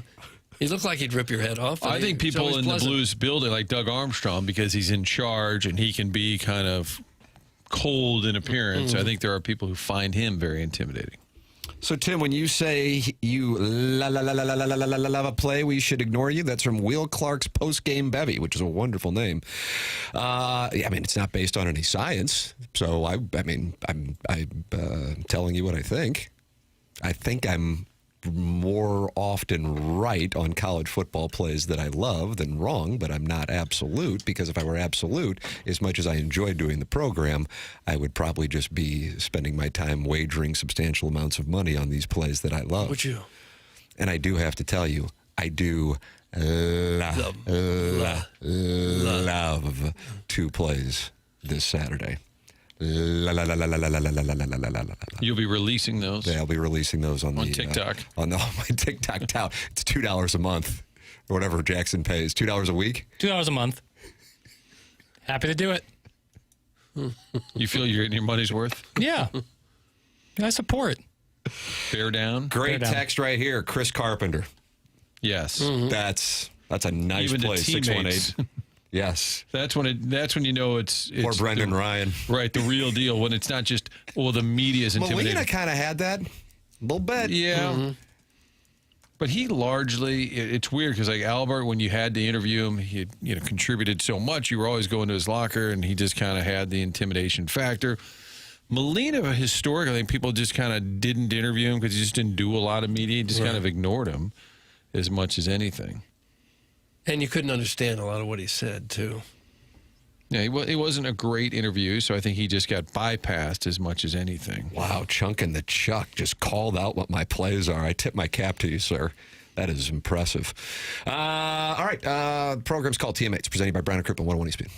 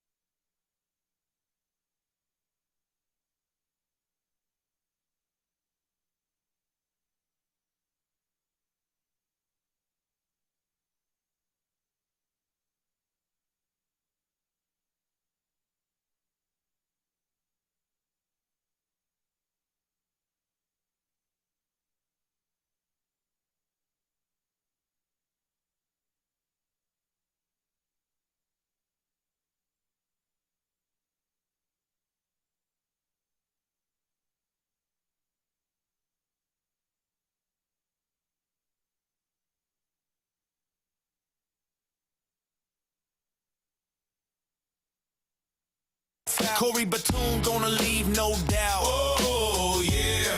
It's crunch time. Oh, yeah. It's crunch time. Oh, yeah. It's crunch time. All right, I just walked in and I see Adam Welly's not happy, Doug. Aw, give me audio to feign interest in hockey. XOXOXO. Okay, stop it. I got a red alert. We gonna see Gabe take off that shirt. Huh? We got the 5-star fresh. Maddie's Islas gonna make you pay and make your holler. Maddie's he gonna throw some down. Now, people are just sending in stories. Somebody said Billy Joel was a jerk when they met him years ago at a cigar bar at the Ritz. Oh, this is the Jeff Pearlman model. Somebody said that LaRussa sure seemed like a jerk. I'm using other words since I can't say the words. And that's not true. That was the thing about LaRussa's persona you saw on TV. But if you're around him, other than the post game of a tough loss when he was real grouchy, he was just fine. Yeah. Jackson is a beautiful boy, and I welcome his contribution. How about that from the TMA remote lamp? One of the nicest things I've ever heard. That is really nice. How about a podcast called Basketball Boy? I got a lot on my plate. I'm sorry. I don't know. I don't know. What would I talk about? Basketball. Right. It would just be me about how much I love the Missouri Tigers. No, but you would have a take every What about week. you and Matt Rocchio used to talk all the time about Hoop Rock. Yeah, we never materialized. Do that with Rocchio. Yeah. I just feel like I had, like, sports-wise, I got, we got 4 hours here. Movies, that we don't really, that podcast I can really dive deep. Mm-hmm. Hoop Rock, I just love the sport, man. I get into zone, like, when Mizzou went to the matchup zone last night, a lot better. You got into that, did you?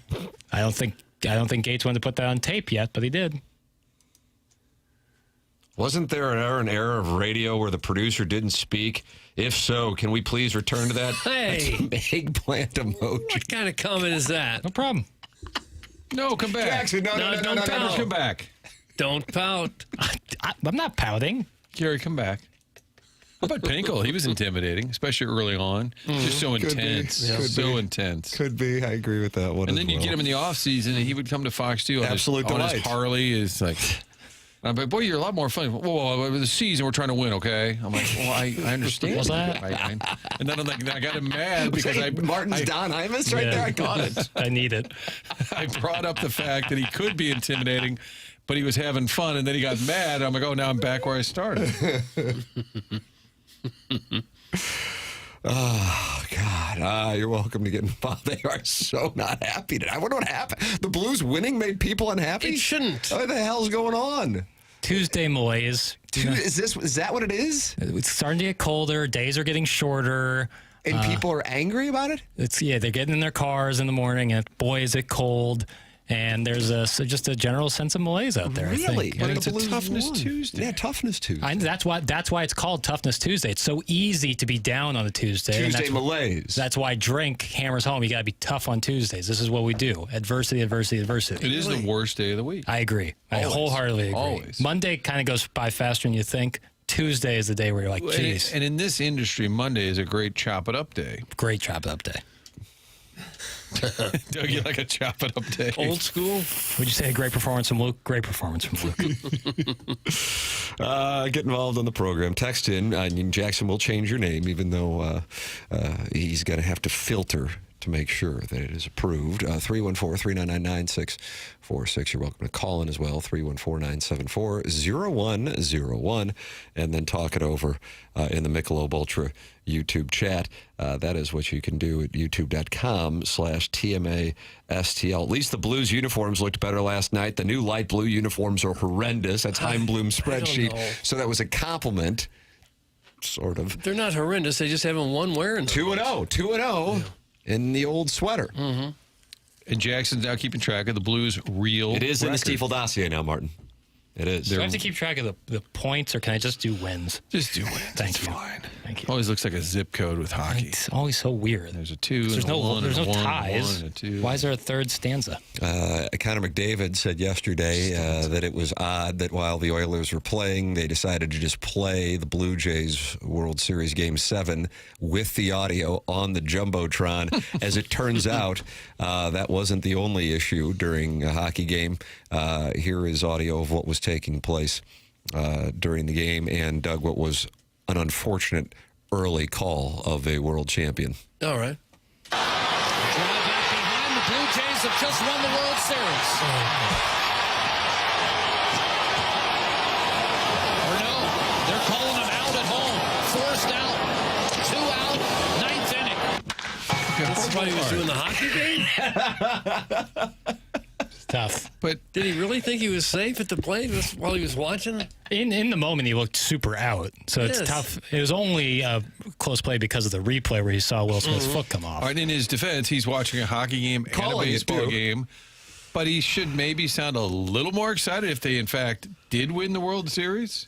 But wouldn't you think the people listening to the hockey game are interested in the hockey game and not the World Series? I mean, if you wanted to know what happened to the World Series, you'd be listening or watching that, right? I have to tell you, I was listening to Scott Van Pelt's podcast. Jackson, is that on your Mount Rushmore of current podcast? Really like it. Yeah, it's really so good. like it. And now he's doing that live on YouTube with Stanford Steve. Boy, those boys work. Stanford Steve in particular, plus American. He's got to be working close to a 20-hour day on Saturdays into Sunday morning. Yeah, and then Monday Night Football. Yeah. But either way, Van Pelt was calling the World Series while they were live on YouTube, and I asked yesterday, and I'm like, But, I mean, I get it. But on a podcast, I could see that. You're just kind of screwing around. But calling an actual game of another sport, that's a little weird. Although, I guess in Canada... the whole country was caught up in it. I don't think if that were... I think it's one thing to say, oh, my God, the word... I think saying it for sure, calling the play-by-play, but also getting it wrong. And then if you are going to announce that they won the World Series, I would think, Jessica, I hear it again, he didn't seem that excited. Maybe he's like you are towards hockey, he is towards baseball. He's like, oh, well, that baseball thing just ended. Draw back behind, the Blue Jays have just won the World Series. Or no, they're calling them out at home. 2 out, 9th inning. You can see how the crowd reacting like that would be kind of odd for the players playing to hear that kind of noise coming from the crowd for no reason other than they're watching another game. It's so for those just tuning in, Tim, they cycle on, and they cycle off, except on this show, they listen to the entire show and complain about stuff for 4 hours. The Edmonton Oilers were playing the Blackhawks, I believe it was, Saturday night. And during the game, they piped into the Jumbotron. Yes, with the audio. The World Series game while they're playing the hockey game below them. And I realize this is probably a once-in-a-lifetime, Toronto in the Game 7, but I don't think you can do that. No. And McDavid was not real pleased. No. Good evening. Thanks, Van. I'm television's own Doug Chandler Hill, and I'm here live at the St. Charles Family Arena with our top story. No, that didn't sound like me. What was the top story?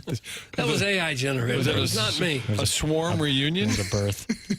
Unfortunately, Bernie Bickerstaff and Doug Smith and Mike Grimm Buck Grimm unavailable to be here today. But we have the rest of the players. Iggy Strode is in the Michelob Ultra YouTube chat. Jackson, you say you pay Bear Down Cuz $2 a month for his picks. Yep. Iggy says he only charges $4.99 a month for his picks, and he's hitting 64% of them. Is that right? How about that? Wait, I'll sign up. Are you sure he's hitting 64? Couldn't he have said he's hitting 84%? Are you going to go back and look at all of them? If he's keeping a ledger, then it should be right there. I do keep a ledger for the spread zone. Have to. 64% is pretty good. Maybe you ought to show on my locks, I am at 67%, 6-3. Okay, well, it's profitable AF. Oh yeah.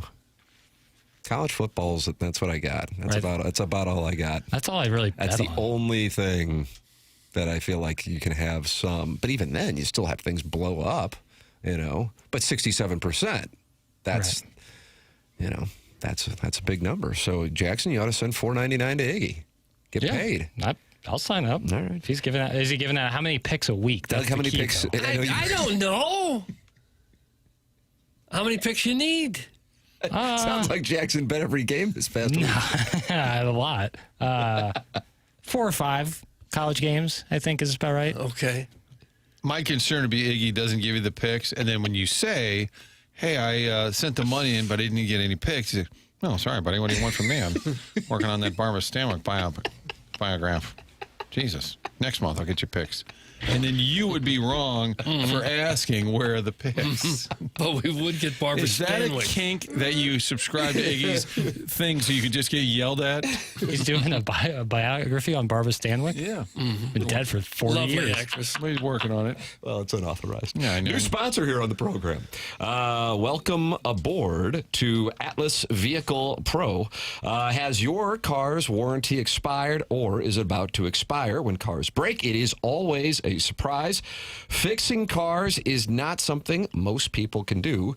in their backyard anymore. Dealership labor rates average nearly $200 an hour, and the average repair costs over $1,500, while major repairs can run $3,000 to $5,000. With Atlas coverage, you simply hand over your ID card and not a blank check. Atlas is your roadmap to vehicle protection.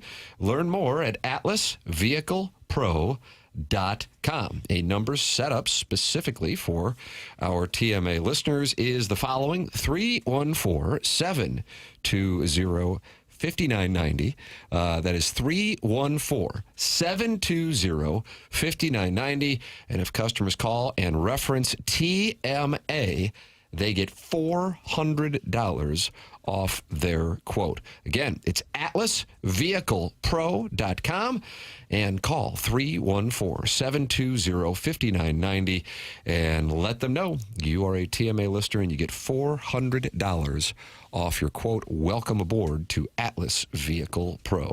It is 8:58 in St. Louis. Fisher Window and Door Store, 8 o'clock hour. Time check brought to you by Clarkson Jewelers, an officially licensed Rolex jeweler. Tim McKernan, Doug Vaughn, Martin Kilcoyne with you. Jackson Burkett on the ones and twos. It's TMA on 101 ESPN and the TMA STL YouTube channel.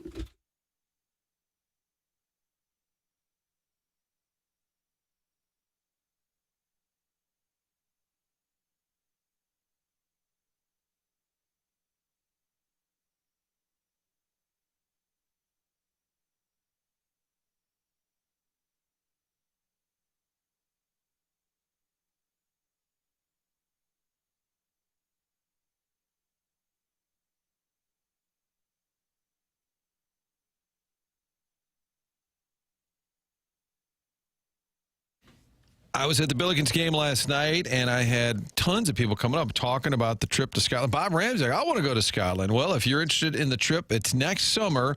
Can't wait to head to spectacular Scotland to see the breathtaking scenery, enjoy the seafood, see the big cities, Glasgow, Edinburgh, but also the countryside. I've just gone online a few times and looked at the amazing Orkney Islands, the Isle of Skye. It's going to be a trip of a lifetime. We're getting together next Tuesday. We're a week away from a little Zoom meeting to talk about all the details. Best part about it is Colette handles everything for you: the flights, the meals, the hotels, local experiences, 10 days, 15 different meals, all part of the package. Call Sherry at Altair Travel, 968-9600, 314-968-9600. June 15th is the day to circle. Put it on your calendar. Trip of a lifetime. We'll be hanging out together at some of the whiskey distilleries, cooking experiences, and just telling some stories, having a great trip to spectacular Scotland. Get signed up for the meeting next week. 968-9600 is the number over at Altair Travel.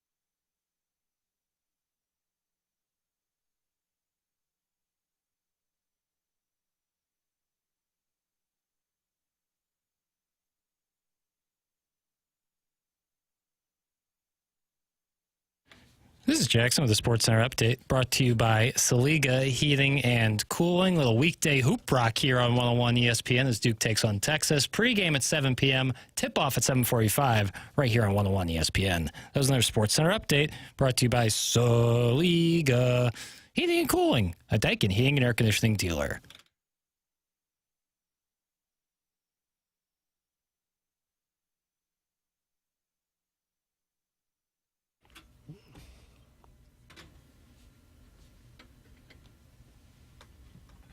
My baby.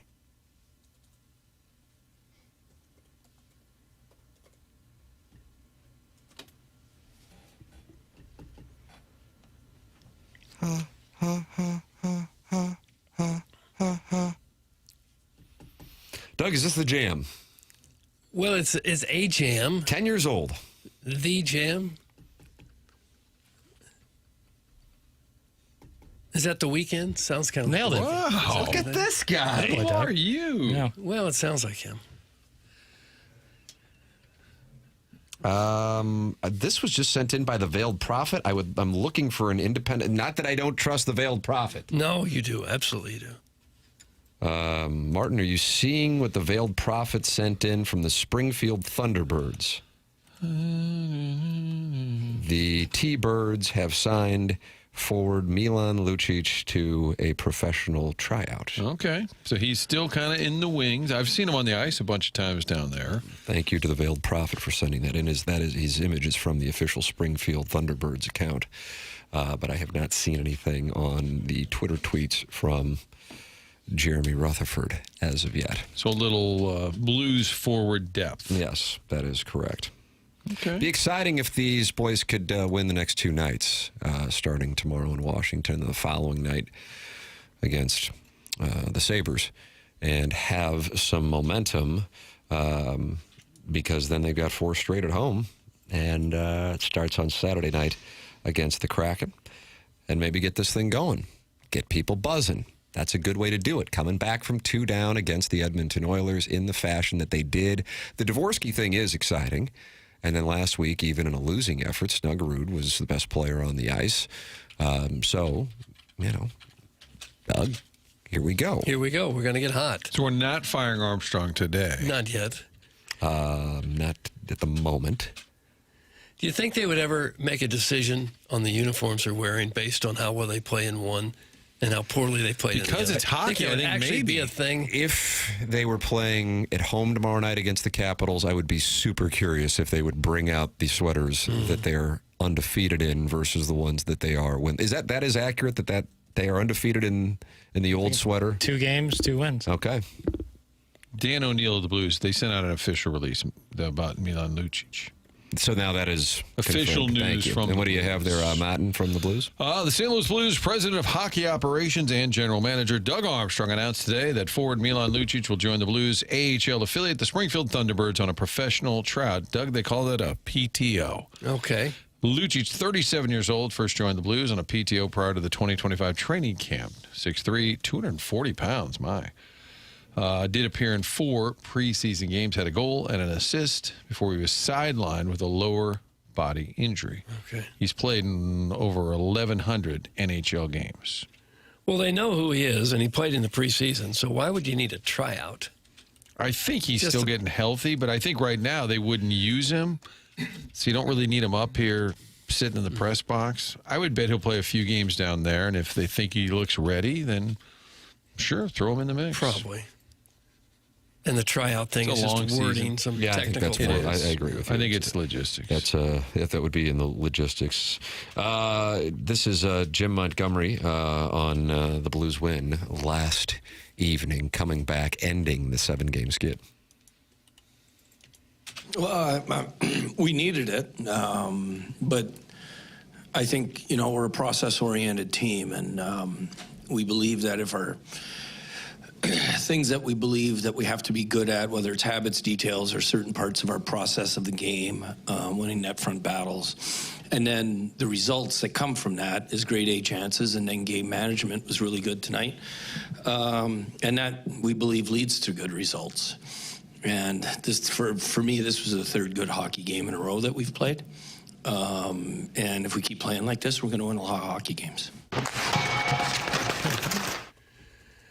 Well, that's good. They have to win a lot of hockey games to get back in it because they're pretty much buried at the moment still. Just chip away, Doug. Win 3 of 4. Win 5 of 8. Just win 7 of 10. Just kind of chip away. And those are your star players. Granted, younger in Dvorsky. But Thomas, Dvorsky coming up big in a game where you're down 2-0, that could have easily gone sideways because the team had lost 7 in a row. And watching, I thought, oh boy, are we looking at a 5-1? Especially with the firepower on the other side. I mean, kudos for not going into the tank there. You're a professional, I understand that. But I had serious concerns that was going to go the other way, and they come back. They tie it in the second period because the Oilers had the 2-goal lead.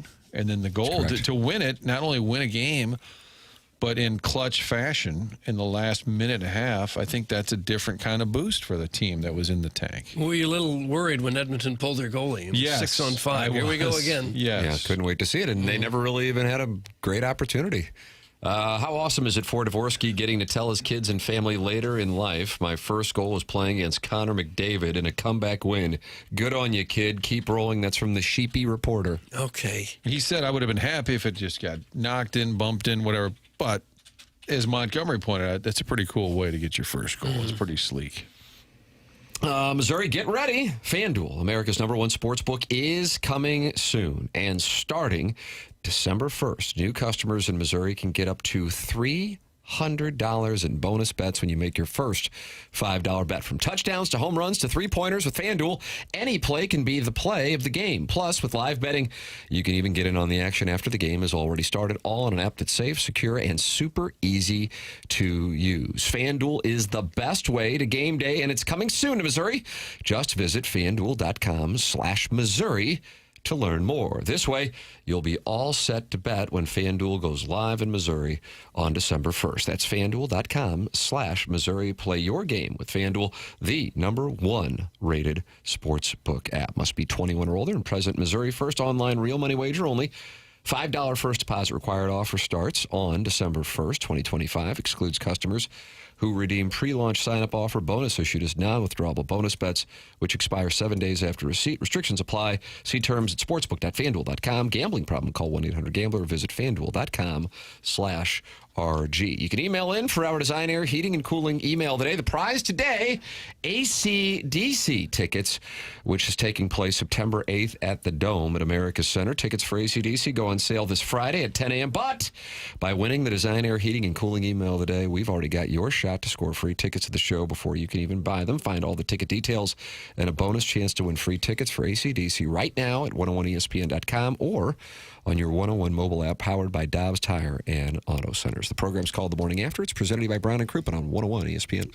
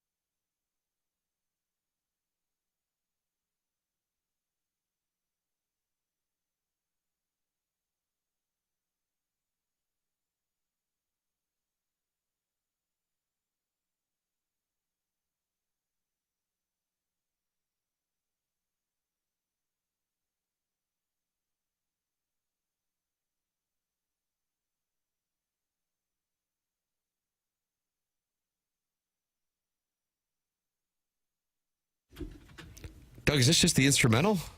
Well, I don't know. I didn't play it. Sounds like it's just the instrumental. Tell me this isn't the jam. Okay, this is the jam. This is just the instrumental today. TMA 101 ESPN, Tim McKernan, Doug Vaughn, Martin Kilcoyne with you. Little Jackie Papers on the ones and twos. And Doug, look on your right. It's Andy Crouppen from our presenting sponsor, Brown and Crouppen. I saw him standing over there. Hello, Andy. Hello. How are you? What's happening with you? Oh, man. What are we going to talk about today? I got a few things. Oh, what do you got? You came loaded for bear. Always.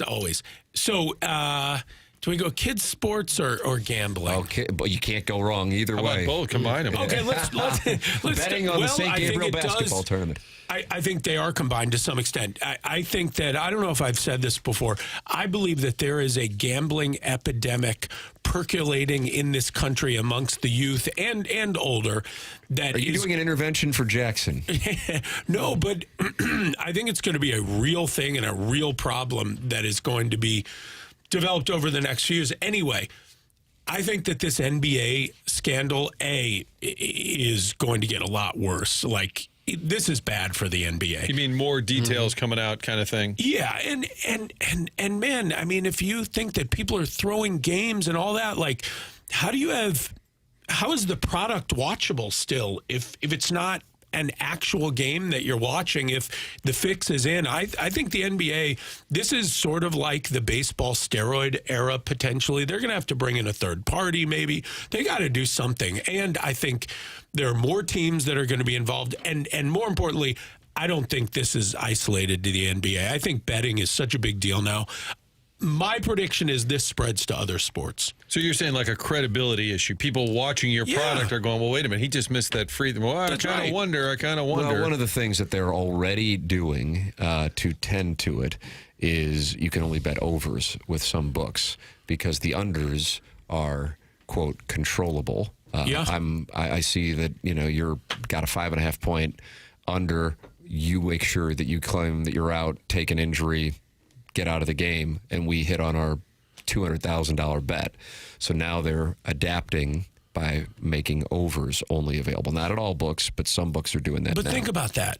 What that means is the bookies are saying, hey, we're not going to get scammed here, so we're going to change what you can bet on. But the NBA is not saying, hey, we're going to prevent this from happening. Yeah, I don't even know how they would be able to prevent it from happening. Well, I mean, how there are not lifetime bans as the result of this. There are. I mean, they're going to have to be. Because that Jonte Porter, who's a Mizzou kid who is not a major NBA guy, he got a lifetime ban. I think the prop bets is what really opened the door for a individual to have an effect, right? Especially basketball, there's 5 guys on one side. Football, you got 22 on the field at one time.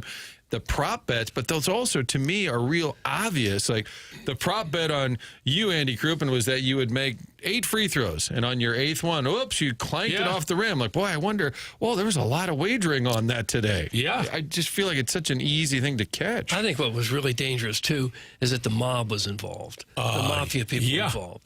So once they get to you and say, we know where you live. It'd be a shame if your kid had an accident on the way home from school today, or you can do this for us. Well, what are they going to do? The kids into it?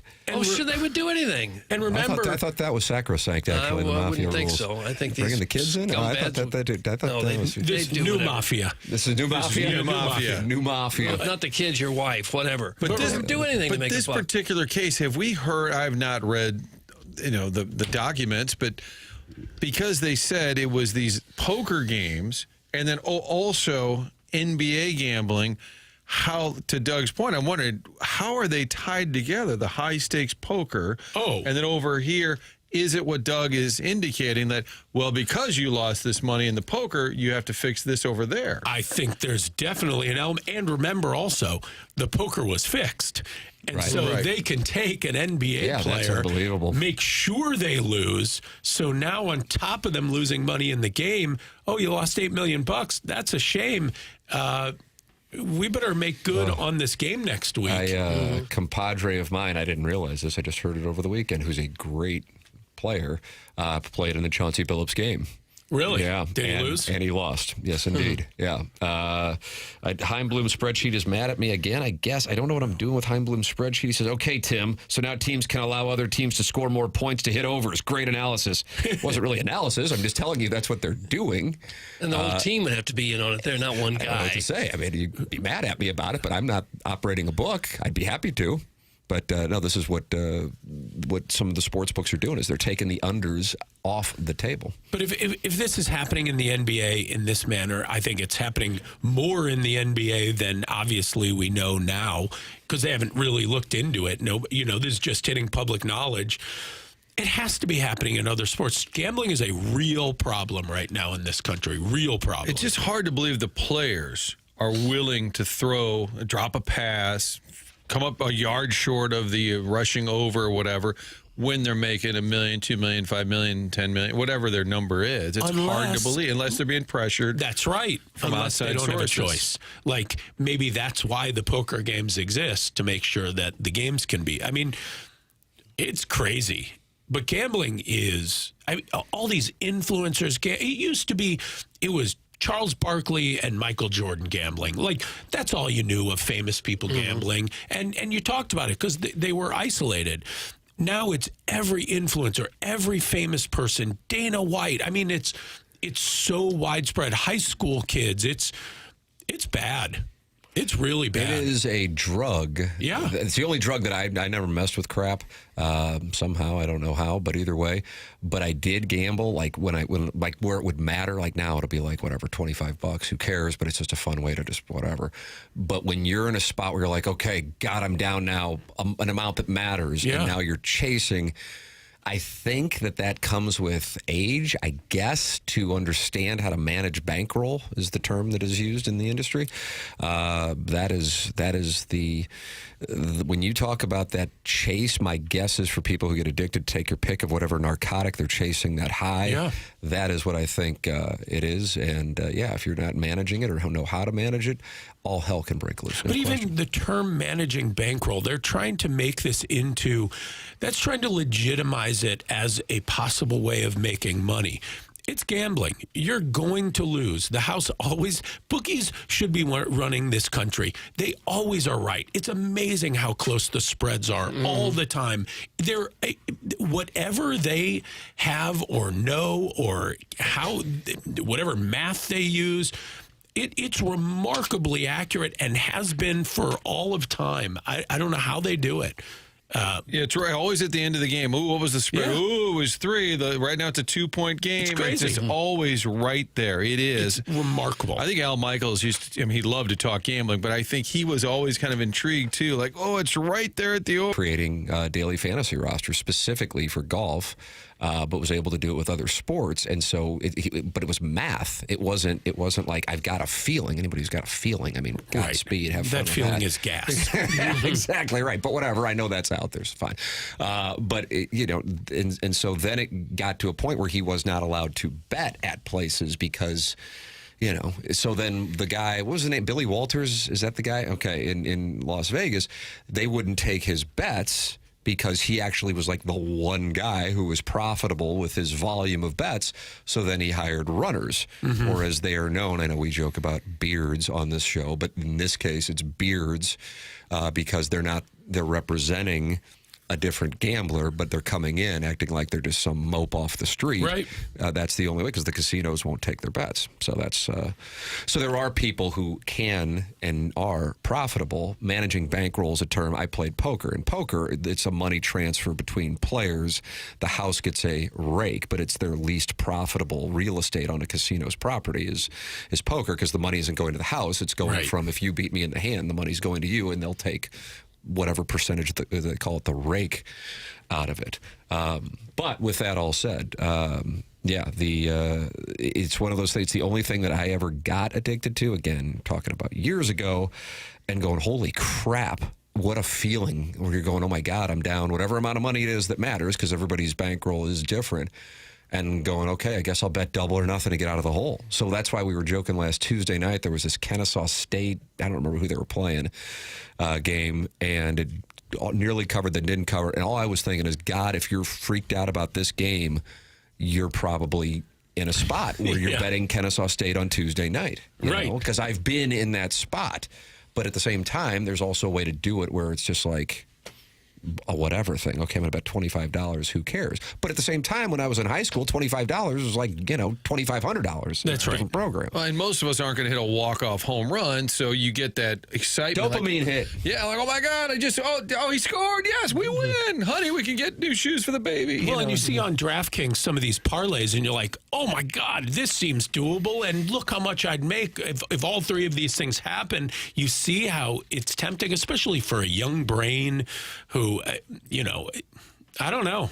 It's. Well, I think it's pervasive as part of it. And oh my gosh, it's. so everywhere. are people wagering? You said youth sports as well, or is that a separate Andy Crouppen beef? Well, the way concern. I do think people are wagering on youth sports. I saw a guy, Steve Will Do It, who was gambling on high school football games or something last week, and I think that. And my gosh, you think if you can get 2 NBA players, how hard do you think it's going to be to get to high school players?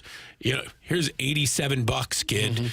Drop the ball, or I'll kill you. So Tim, I'm going to take St. Gabe's to cover. Good call. And I think if you want to retire young, bet on St. Gabe's to win every game. They're every a great home team, game. Doug. They're a great every team. home game. Is there a solution to any of this, or is a horse already out of the barn?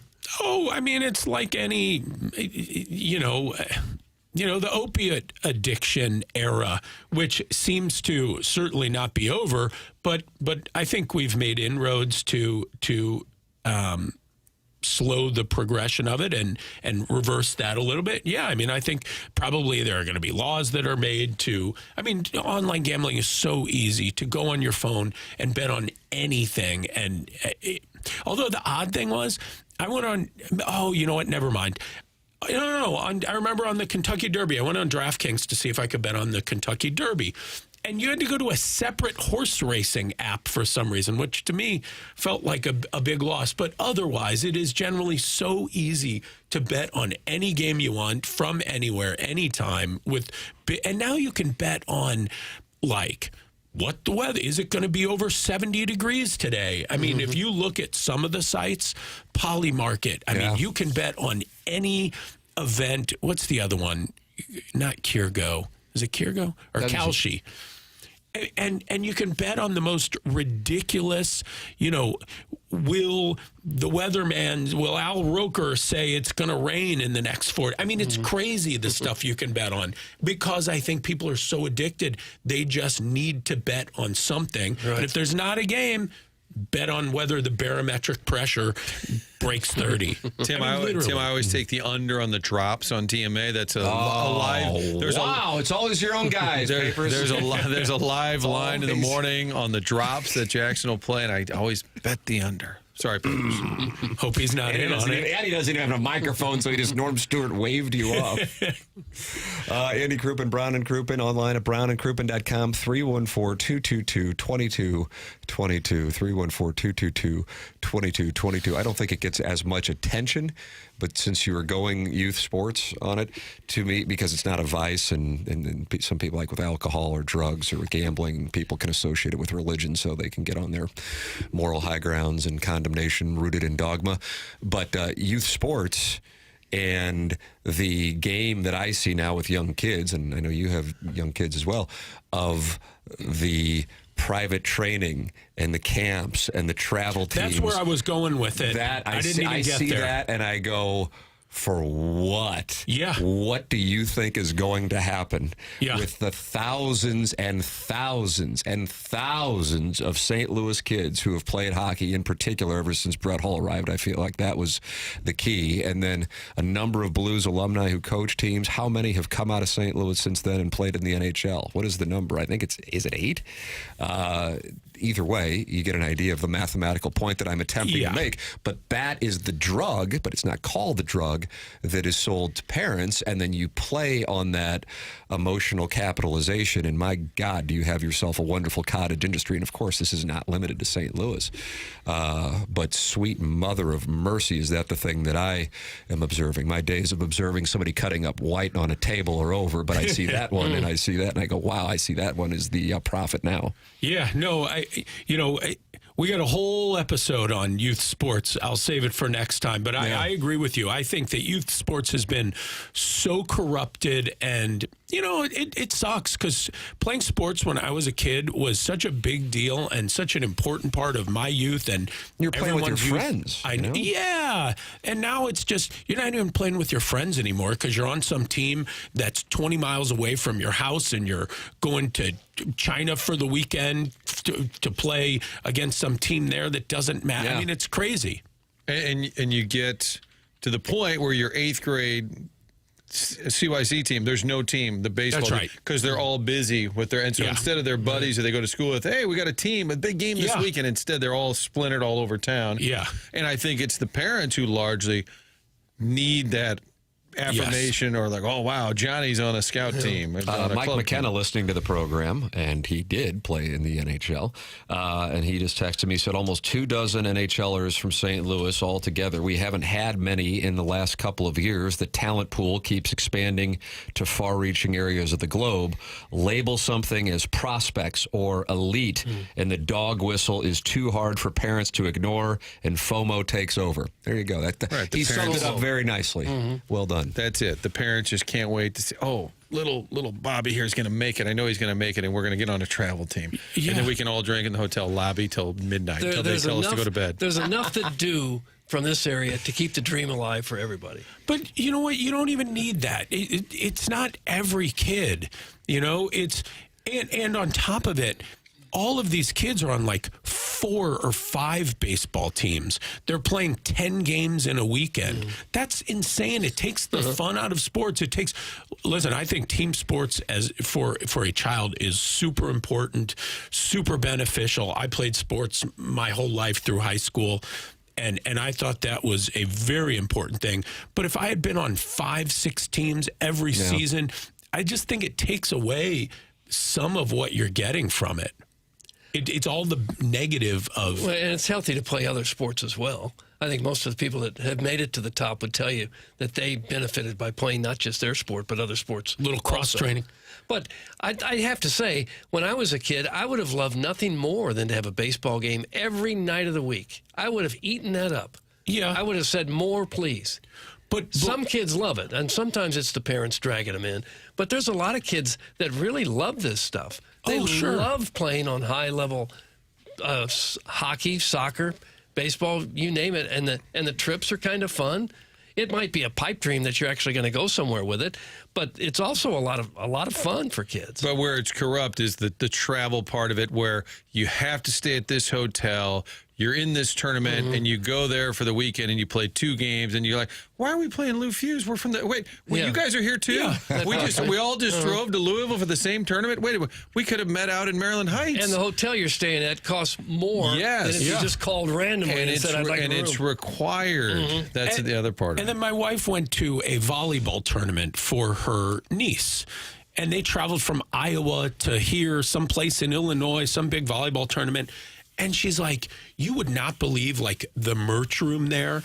It's basically carnies. Most of them probably should not be legally around these kids. She said it was the most terrifying thing. And that's the problem. It's become about money. It's not about the kids often. It's not even always about the parents. It's about organizations saying, wow, it's predatory. We can make money off of these kids. And Doug, yes, playing every night of the week, one night, I'm sure one game would be great, but that's not it. Like, some of these kids are playing 4 games a night or all weekend. They'll have... I have a friend of my daughter's, and this is tennis, not even baseball. She had one weekend a tennis tournament, and it's like 11 to 5 Saturday and Sunday, playing like 4 or 5 games. It just... That's a lot. Yeah, That's it's just a lot, but a lot of these sports are like that, these baseball tournaments. And one of the sad things about it is a lot of them have priced out the kids from the lower economic. Oh, my gosh. Can't be on a select baseball team or hockey team or soccer team. Can't afford it. No. I head coach a 10U C team, and the parents send the kids so they can post what their kid does on social media. It's all for clout. That's from Stepdad Tim. I have to tell you, that is a revelation to me. For clout? I think that's true. Is that true? Is that really? Yeah, I think the parents want to say, my kid's on such and such. Really? Wow. Well, Jackson, that's your turn. I know you don't have a mic right now. You know, have you ever... I've not noticed this until sort of the corruption of kids' sports being a thing, but I can't tell you how many parents I know who all of a sudden, he is really, like, freakishly good athlete. Like, they're not all freakishly good athletes. They're just kids who are maybe good athletes. The kids you knew when you were growing up, there were always a few in your grade that were good athletes, but they weren't like child prodigies who were a direct pipeline. Yeah, you got a kid who's a good athlete. You know, they don't need to be on a traveling team in 500 miles from your house because, you know. If you wanted to get better, you could probably stage 5 practices in the time that you're taking to travel and stay in a hotel and play one game in another city. Yeah. And the expense, too. I think there is the clout of it. You know, it's, you know, social media is a lot of just feeding people's insecurities, make them feel better about things, or people who feel the need to have some validation by any means necessary. Every sport is getting killed here in the Air Comfort Service text inbox. Good. Try a swim meet. They're the worst. You sit around from 7 a.m. till 3 and swim twice at that span. FML. From the 314, it's a big city phenomena. Small town Missouri is not as bad. Maybe 1 or 2 travel teams for a couple of counties. Kids still go pro in some cases. That's from the 314. From Alan Dadeville. I just had this conversation with a friend of mine I grew up with because he has an 8-year-old and he's seeing this crap for the first time.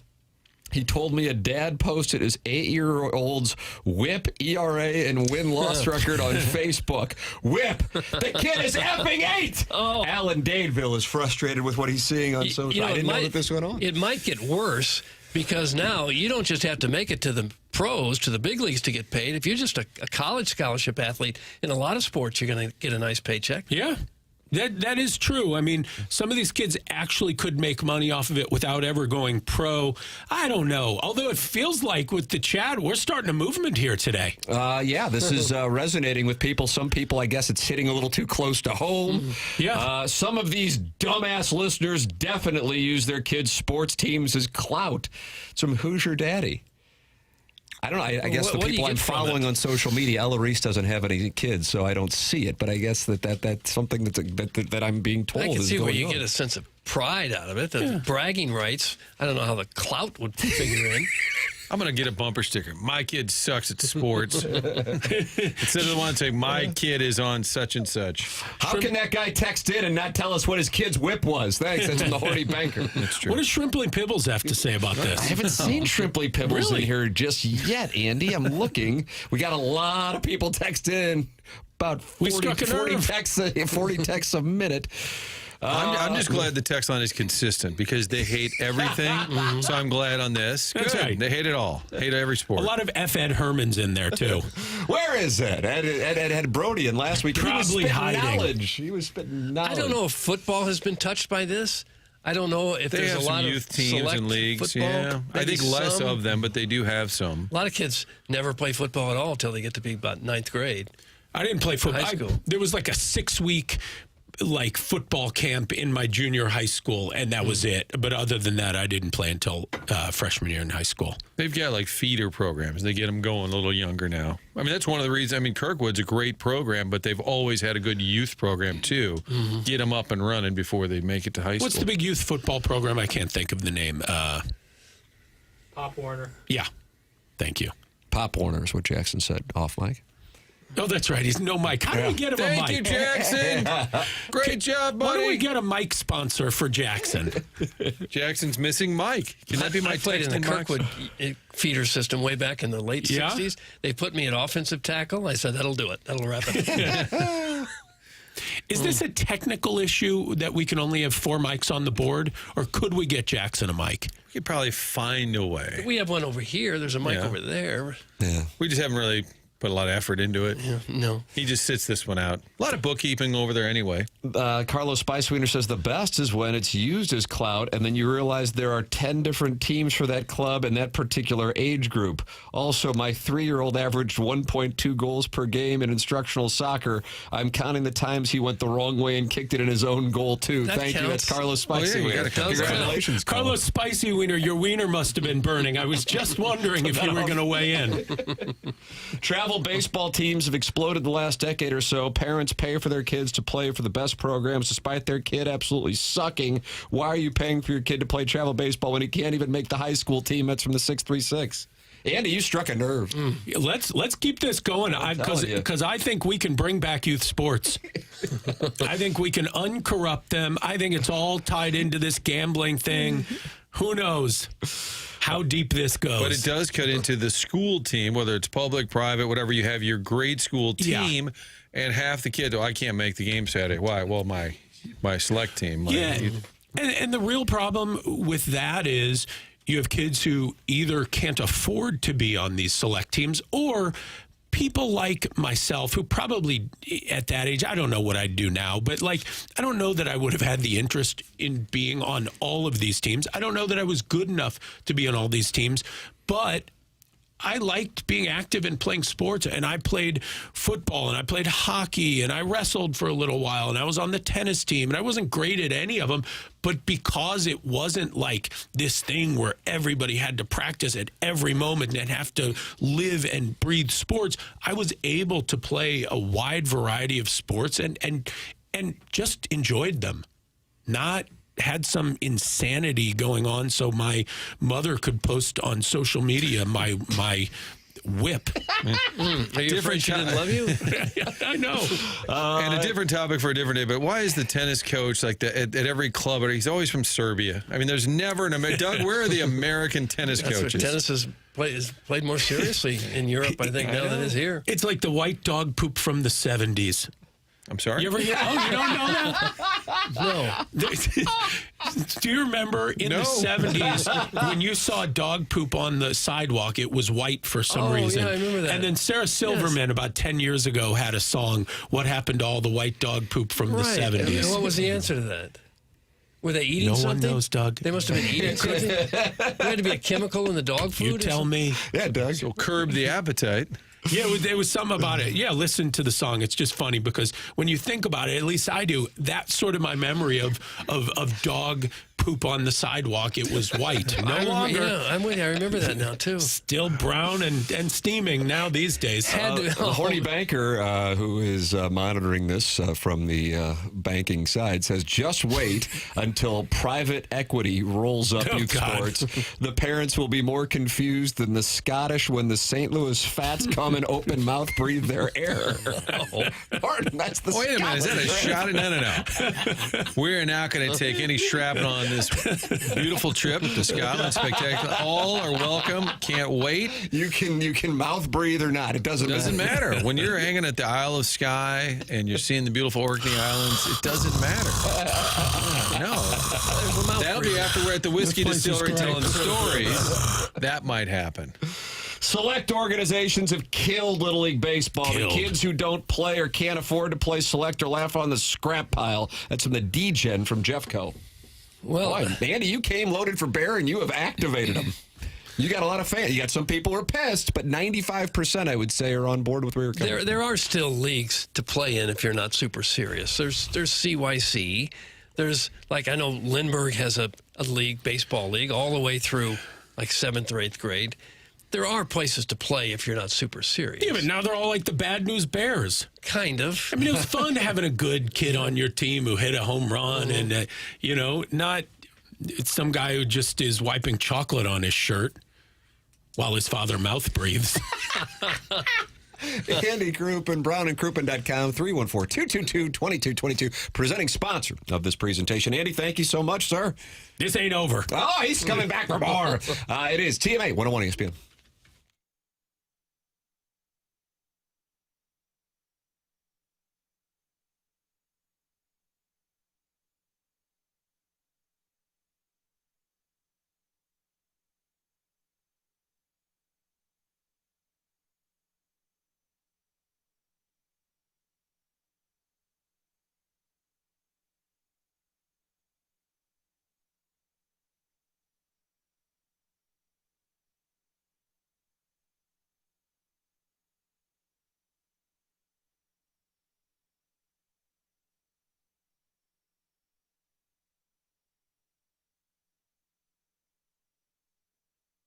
Well, you just heard the text line talking about the trip to Scotland. It's got the buzz. It's got the buzz of the TMA audience, and we love that because you've probably watched the British Open. You've seen the spectacular scenery and wondered what would it be like to go to Scotland. This is your chance, trip of a lifetime. Next summer, June 15th, the departure day. I'm headed there with you. 10-day trip, and you're going to see some of the famous castles. Go to the big cities like Glasgow, Edinburgh, special cooking experience, just sort of hanging out at the historic whiskey distilleries, telling stories, traveling together, the Isle of Skye, the Orkney Islands, just really is spectacular scenery, great seafood, breathtaking. The entire trip put together by our friends at Colette. That means all the details are handled by them. The flights, the meals, the hotel, local experience, all of it handled. You just sit back, enjoy the trip for 10 days. Our friends at Altair Travel put together a little meeting for next week. Find out more information by calling Sherry at 968-9600. 314-968-9600. The trip of a lifetime, spectacular Scotland. Next summer, headed there with you. Find out more at Altair Travel.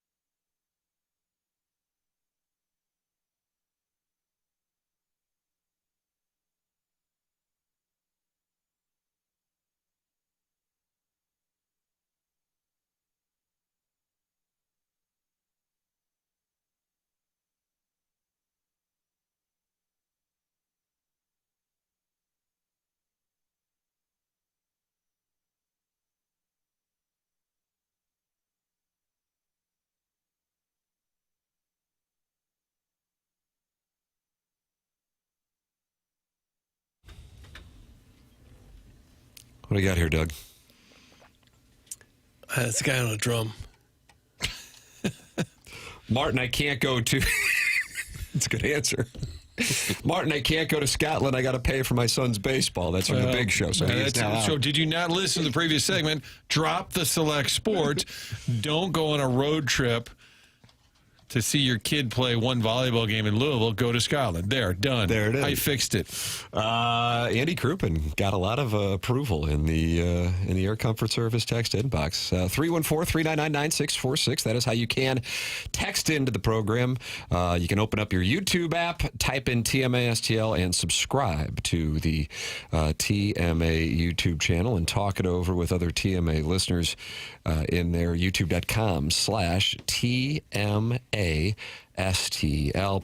And you can get your teeth worked on with Dr. Brandon Pryor and 100 West Dental. Online at 100westdental.com. No dental insurance, that's not a problem at 100 West Dental. The membership plans they have aids in the cost of dental work for those who don't have dental insurance. They have an offer going on right now that if you mention my name, you get $1,000 off Invisalign at 100 West Dental. They have a digital scanner that'll show you a simulation of what it'll look like before you even go through with it. So if you're on the fence about Invisalign, 100 West Dental can help you see what it would look like if you got the procedure. And then you give them my name, you get $1,000 off at 100westdental.com. No phone call needed to get in. Just check the calendar online for availability and book right then and there. It's a very procedure-specific approach to dentistry. It's 100 West Dental online at 100westdental.com.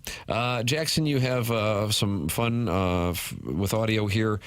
Dan Quinn, who is catching all kinds of hell Sunday night for having Jaden Daniels in down 38-7 with about 7.5 minutes left in the fourth quarter, did something that you don't really see happen too often. I got to do, you know what I got to do? What? I got to doff my cap. Okay. That's exactly right. All right. This is how he opened up his press conference yesterday in Washington.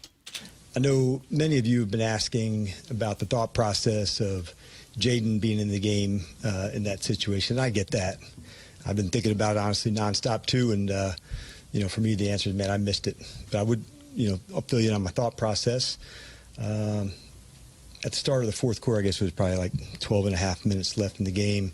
And that was going to be the last drive for a couple of guys, Jaden and Zach and Debo and LT. And so we weren't going to have any read run plays and meaning no carries, for the quarterback on a run. And honestly, man, that's where I missed it. Of course, he could scramble. It's Jaden. It's what he's special at. And that is 100% that's on me. There you go. Okay. What did he say? Did he say something Sunday night? What did he? Because this did, was Monday, and it was kind of a dismissive. Jackson, do you have that? Because I thought the same thing, Martin. Because that's a great answer, but I'm wondering why he didn't even Sunday night in the moment just say, "God, that's a bad look. Let me take a." I can't remember why we did that. I get the question. Here's what he said Sunday night right after the game. Was there any consideration to not having Jaden go in for that series in which he got injured and having Marcus finish it out?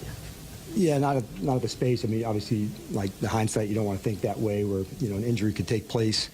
Obviously we're more conservative in that spot to, run and hand off and not have reads to go. But just the end result, Mickey, obviously I'm bummed. Yeah. So not a great deep dive. And I get it, moment after the game ended, but I do appreciate him owning it a little bit.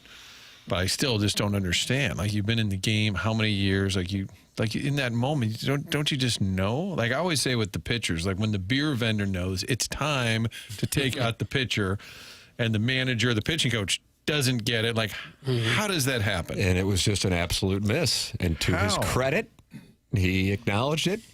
Doesn't make Jaden Daniels' elbow fix, but he acknowledged it, and I respect that. Doug, we've read a lot of the texts that were supportive of what Andy Crouppen was saying. Now, here is one that is not. Okay. My son's 14U volleyball team won the national championship in Orlando. I guess I shouldn't have sent him and allowed him to play on that team just to keep him from offending the other parents. Why are all of you fat sads so obsessed with what other parents do to enable their kids to do something that they love doing? Get over yourselves! Oh. It's from the 636. Well, I'm partially on his side because I know if you have a son or daughter that's really into the sport, they love doing all this stuff. For sure. I think what we're talking about, though, is the proliferation. That's a different conversation. No, but I think if your son or daughter is great at a sport and they're on a select team and they compete at a high level and they go and win a championship or play in a cool tournament, of course. I think what we're talking about is... I would say even if they suck at it, I would be supportive of it if they love it. Right. I think what Andy was making the observation on, but I could be wrong, Martin, is when these youth sports are capitalizing on the parents and, selling them false hope. I think it's the proliferation that it's like every kid has to do it. It's a status thing for many of the parents. The clout thing. Jackson, you didn't have a mic on that. Are you aware of this? But your friends are too young to be posting pictures about their kids. None of my friends even have kids. All right. I feel like Sweet Kai is on the verge. He just got married.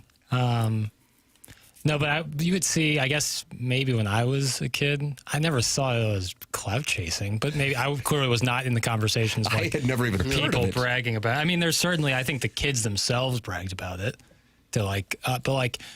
Everyone knew what the best teams were for basketball, and if you were on some team that just was named something fancy, it was St. Louis Eagles and it was Gateway, and those were the two big ones. St. Louis Eagles is the UIBL, that's now Brad Beal's team, and then Gateway was the Adidas Gauntlet team, and that was it. The fact that a grown man just texted into this show to brag about his son's 14 and under volleyball team is exactly why this clout chasing argument exists. That's from the 314. So, Doug, the 314 wants to fight the 636? I don't know. Historically, yes. Put them up.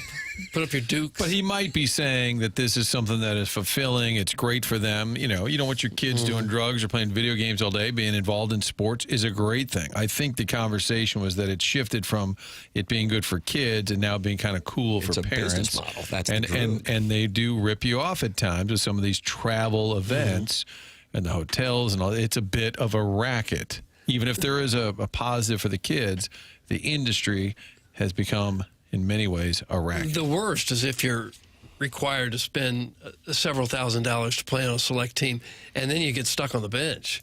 Your kid doesn't play. That's when you say, what am I paying for? Exactly right. Like a booster that paid for a quarterback that doesn't play. If you write a check to play, I think you've written a check for the right to get on to have fair and equal playing time.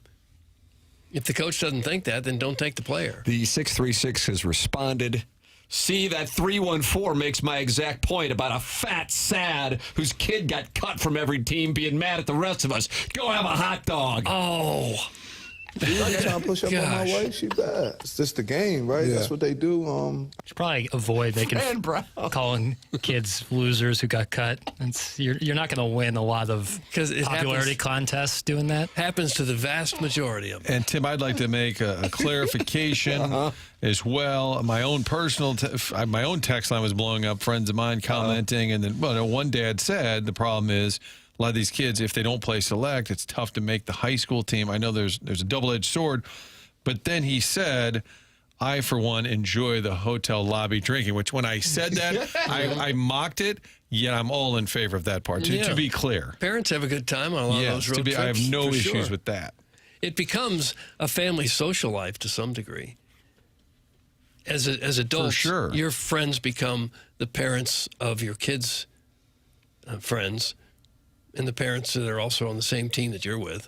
Well, and my son Carson played on a baseball team outside of school because he loved baseball. And one of their selling points was, we don't do the out-of-town tournaments. And I said, oh, thank God, because you don't need to go to Indianapolis when your kid's 10 to play a competitive baseball game.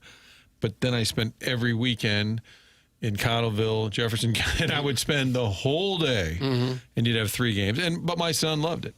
Anyone who is pro-youth sports the way they are is on the till. That is from, what's the till? It's from Cucky the Dwarf. Like the take? Yeah, okay, nice. And then how about this from Heimblum's spreadsheet? I wonder if he's on the same team as the 636. My son's 14U volleyball team won the national championship in Orlando. Had a little feature on the 2 Fox. Guess I shouldn't have allowed him to play on that team to prevent offending other parents. Some Heimblum spreadsheet in the Michelob Ultra YouTube chat. I was just going to ask for a number, because before Frank does the story. Who cares?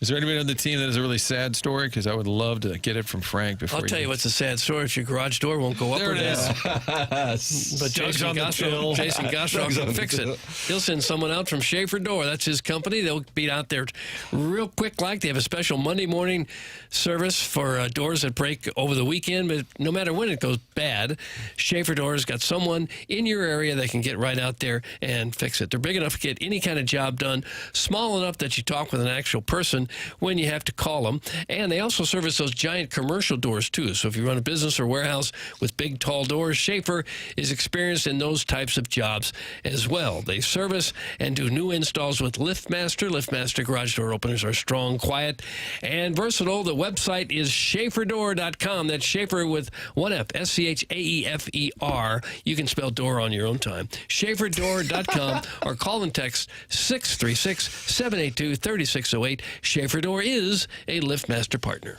Carlos Spicy winner wants a piece of Heimbloom spreadsheet. It's middle school boys volleyball. Let's maybe take the foot off the gas there, buddy. I hope you got one of the championship T-shirts from Orlando to live vicariously a bit more. Maybe a replica ring would be nice, too. That's Carlos Spicy Wiener. So now the 636 is fighting the 314. Carlos Spicy Wiener's fighting Heimbloom spreadsheet. I guess Worsonwood's Wacko's still fighting Mr. Licks. Doug Cottleville's fighting Webster Groves. Right, a lot of turmoil. Very much so. And Jamie's vacation Speedo with a great text that says, I bet Harrison's brother Master is dying for some college basketball right about now. Because he didn't like the college talk, and we shifted to youth sports. So there. Now it gets personal. Because a lot of people have a kid involved in youth sports and have strong opinions. And Tim, my son's 14U volleyball team lost in the championship in Orlando, and I'm salty. This St. Louis volleyball scene. Who knew? Oh, well, it's a massive thing. They have some women's or girls tournaments in town, and they are playing all weekend long. Saturday mornings, the families just stay there all day. Kyle Turley texted me a couple of years ago. He's like, I'm in town for a volleyball tournament. I want to catch up. His daughter from Nashville. No, it's all huge, and there's plenty of positive when kids are playing youth sports. Absolutely. It's just what's become a little bit of a racket is what we are talking about, and that the parents maybe are using it. Some, many don't, but use it as a bragging point. Clout chasing. Jackson, how do you clout chase on social media if you're 27? Tell me. Oh, wow. So many different options. Like a picture of you by your car. You know, it's new. That's super nice. Just taking pictures of your nice home, some quality decor. You got some 27-year-olds with nice homes? Yeah. God bless. Yeah, there are Tip people of the out cap. there. What is Ledoux living, Doug? Meat and potatoes, don't understand. So many different ways. Trust fund babies. Humble brag. I start my car from my place before I go out there. Right. Like here's my grocery haul. It's really a grocery. Yeah, they went all Whole Foods. It's nice. Yeah, there's. I mean, what about Straub's? Straub's is sometimes Straub's. They charge like $11 Schnucks. I see something $11 for a pint of ice cream on the other day. Oh my! Strick calls it whole paycheck. No surprise, a middle school boys volleyball tournament takes place in the same town known for hosting momtrepreneurs symposiums. That's Al, and he's in Dadeville. Is that a shot at us? Or was that Orlando? I believe Orlando. Okay. 14U volleyball dad will use that national title win as an excuse when his kid gets cut from the high school team as he gets dragged out of the gym by the parking lot attendant. Do you know who we are? We won in Orlando. That's from the 314, who's now responding to the 636. Oh, I figured out. The number one cloud chasing thing I see on Instagram mostly is when you go to a nice restaurant and it's darkly lit and you take your phone, take a video with the flash on of all the food around the table, not just yours, but everyone else's at the table. It's unbelievable.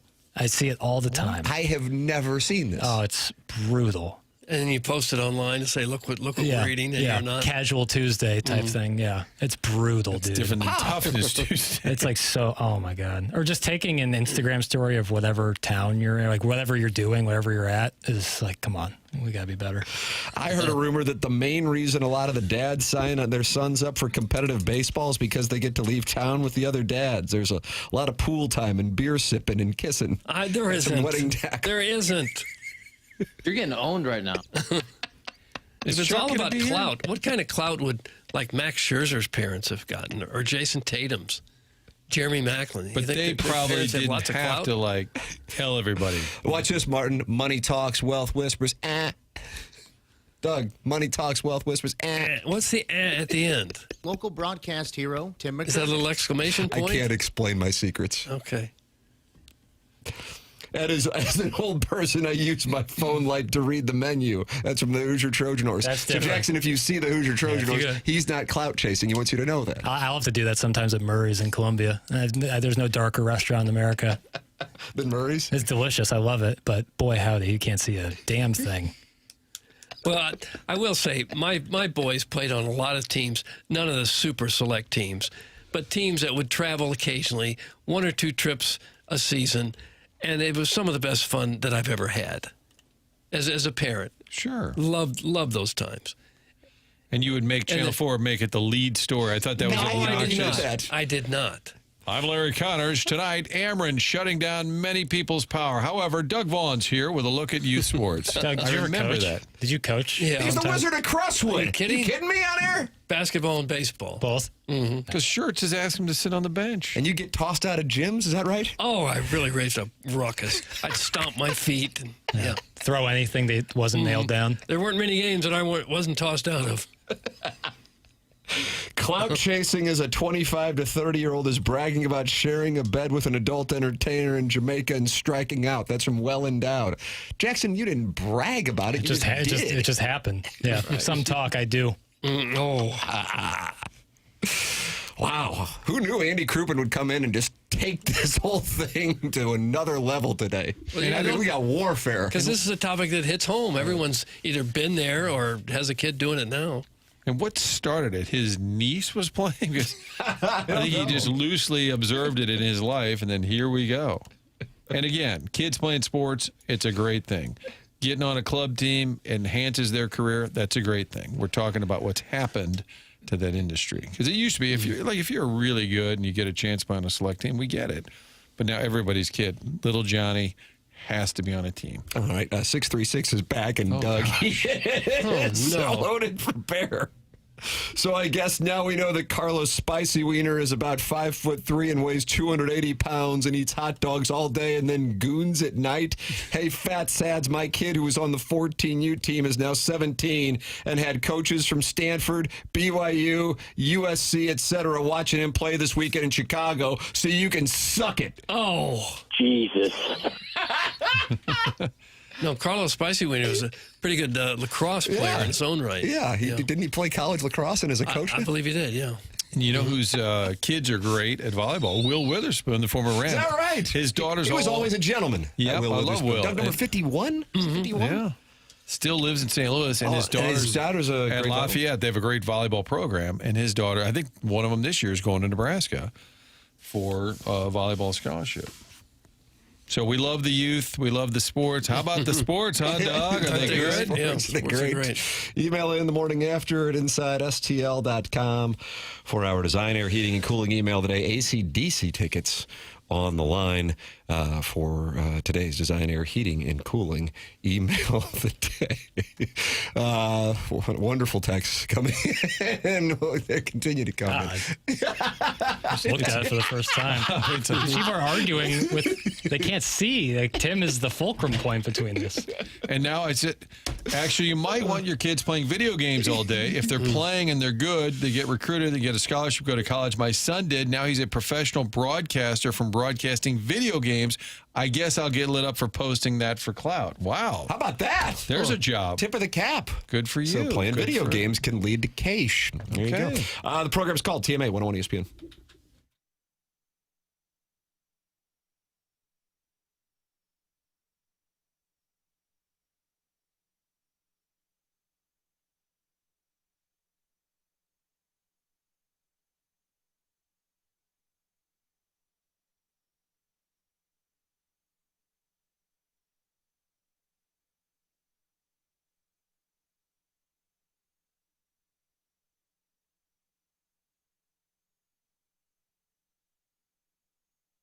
Psychiatric Care and Research Center has a way for TMA listeners to make some money. If you were dealing with an anxiety disorder, depression, bipolar depression, obsessive compulsive disorder, compensation will be provided for you for your time and your travel with the upcoming clinical research trials that Psychiatric Care and Research Center is conducting. The office is in O'Fallon, Missouri, so if you are in the St. Louis area, you are close. Dr. John Canale has been in practice for over 40 years and has more than 20 years of experience conducting clinical research trials.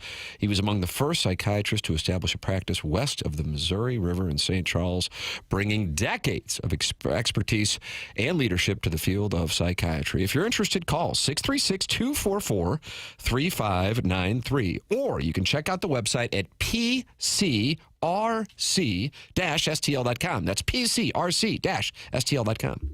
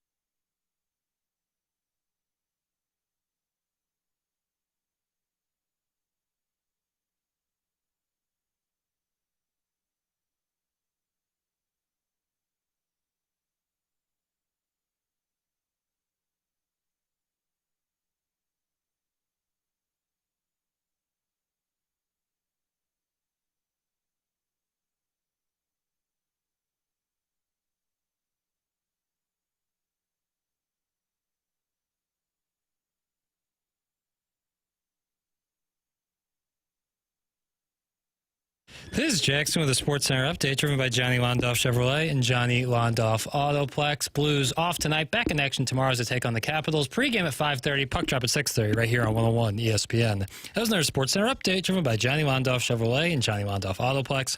See them at Londoff.com. Chevy, together we drive. Are you kidding me?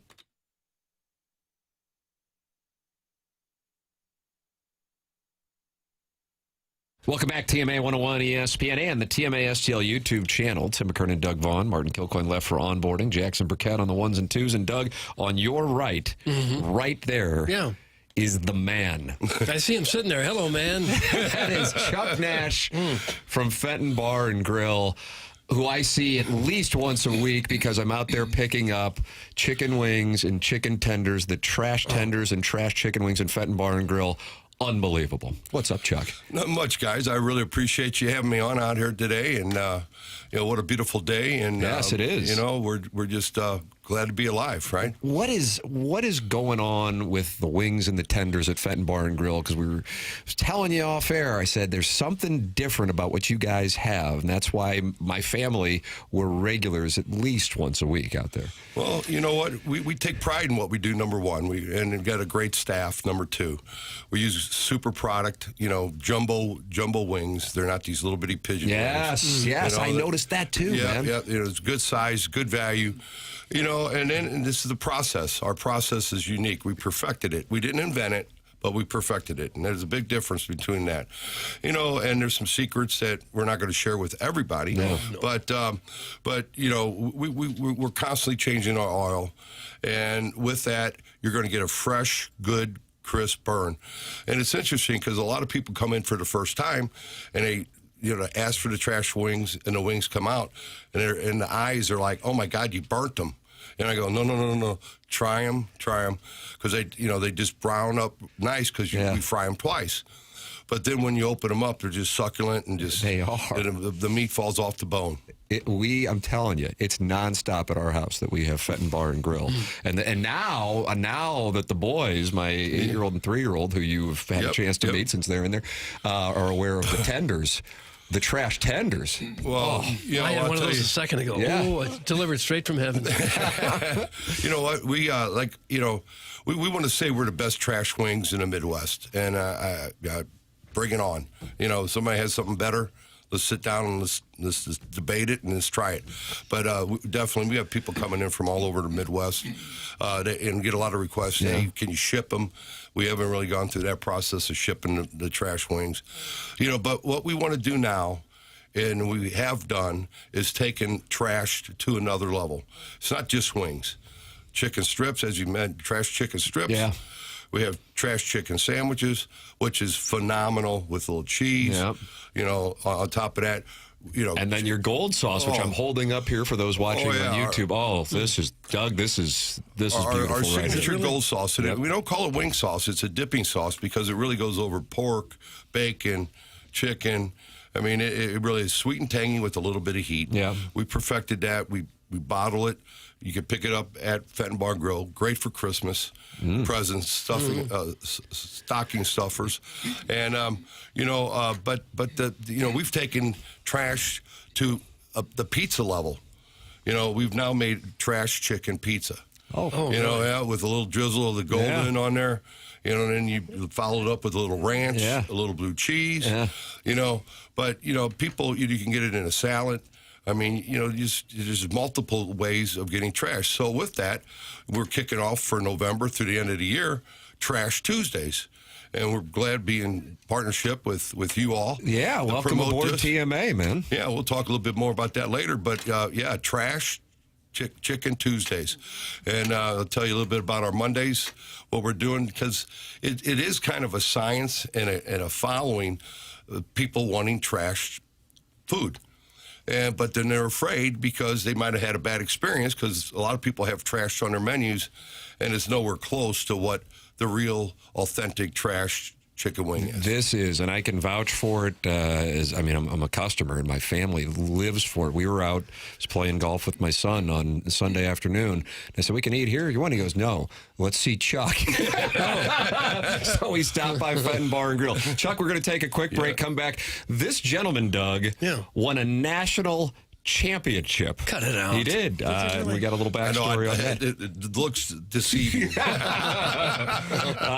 Chuck from Fenton Bar and Grill with us for Real Trashed. Tuesdays at Fenton Bar and Grill, now on TMA. We welcome our audience to check it out. You'll be very happy you did. The program is called The Morning After on 101 ESPN. Email in for our design, air, heating, and cooling email today. That will be coming up at approximately 10:50 on the program in 101 ESPN and TMA, giving away 2 tickets to AC/DC on September 8th at the Dome at America Center. Tickets for AC/DC go on sale this Friday at 10 a.m., but we've already got your shot to score free tickets to the show before you can even buy them. Find all the ticket details and a bonus chance to win free tickets for AC/DC right now at 101ESPN.com or on your 101 mobile app, powered by Dobbs Tire and Auto Centers. James Carlton, a longtime sponsor of this program and the Tim McKernan Show podcast, online at carltoninsurance.net or by calling 314-961-4800. More than 450 five-star reviews, and he has been my insurance agent since 2019, so I can speak firsthand to the caliber of customer service you are going to get from James Carlton. He sponsors Gabe DeArmond every Monday and Friday with his Missouri Tiger reports, and he is somebody who just had Jamie Rivers switch over to him and save Jamie Rivers thousands of dollars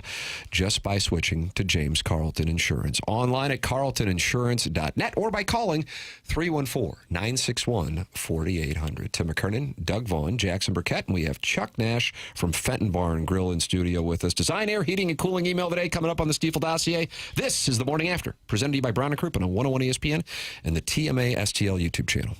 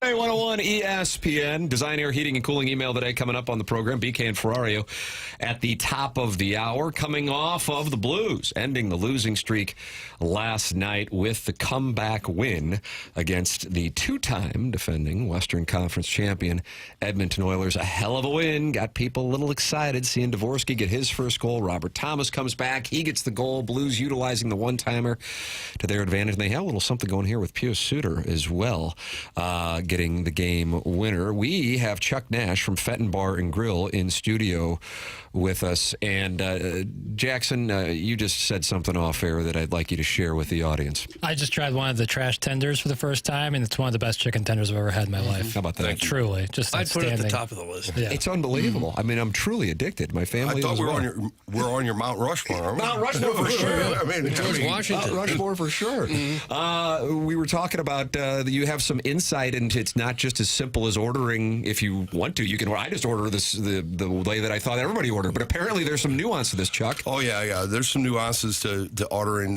trash chicken wings from at Fenton.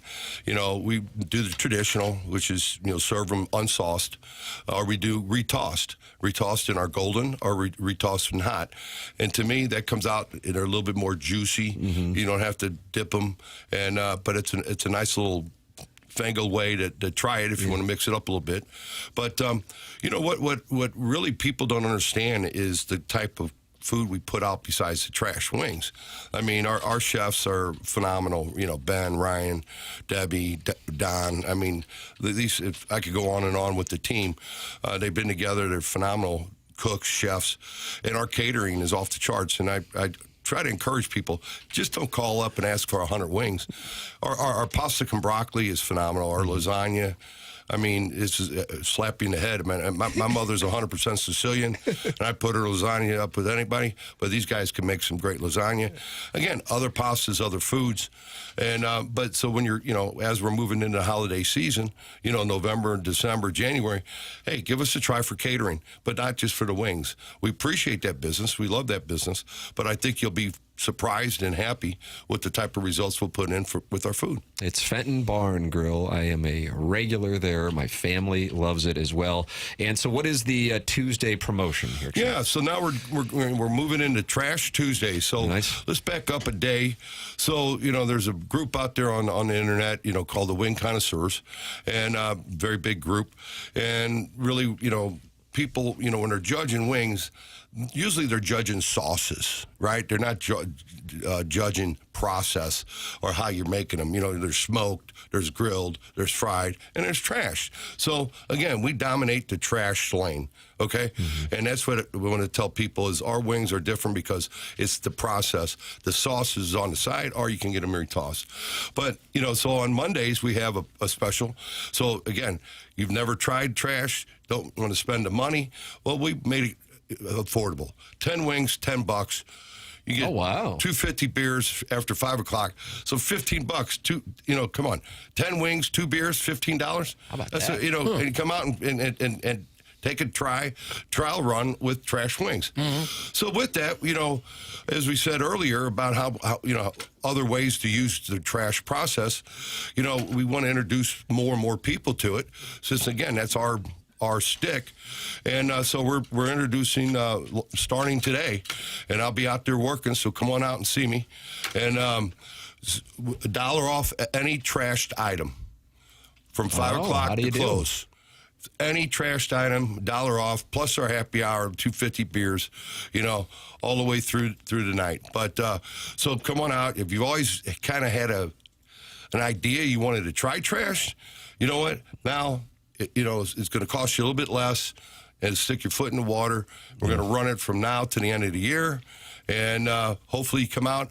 And if you do come out, and I don't know who you are because I normally know most of the people that are in there, introduce yourself and tell them that you're part of the TMA team, and love to thank you in person. How about that? Yeah, that's how I always heard about you, and I'm like, I'm out there playing golf with my son one day. Hey, that's an incentive for your son. Come on, ever since your son was introduced to the trash chicken wings and Fenton Bar and Grill, he's been shooting lower scores. It will motivate somebody once they have these wings. That's for people who don't know, where exactly is it? Give us it's in Fenton off of Rudder Road. Take the soccer park exit. exit, or if you're coming in off of Bowles, you got to look for us. 701 Rudder Road, 63026. And, because you'll drive right by us. We're in an industrial park. Right. You know, our hours are 10 to 10. And it's near Fabic? Yeah, behind. If you get off, you go underneath the highway, when you get off the soccer park, go underneath, go in front of Fabic, right past the stoplight. We're probably, 500 yards down the road on your right. You'll see it. And, again, don't be scared because, normally we were packed. The cars are there. We get people in and out. This is really a transition time of the year for us because we go from about, 150, 200 seats. We go down to about, 75 because we lose the outside, obviously because of the weather. And, but we'll accommodate you. I'm proud to be maitre d' of the year. We'll get you seated. The team is, the servers are phenomenal. Chi-Chi and Megan and Whitney and Dawn and Jamie. They're all A players. So everybody's going to give you great service. They work together as a team, which really freaks the customers out because they're like, oh, I want to give my check. I go, no, they work together. Yeah. And that's why you get that phenomenal service is because they share. Yeah. And then when they share, that means better service for you all. It is. It's Fenton Bar and Grill. Check it out. It is online at fentonbarandgrill.com.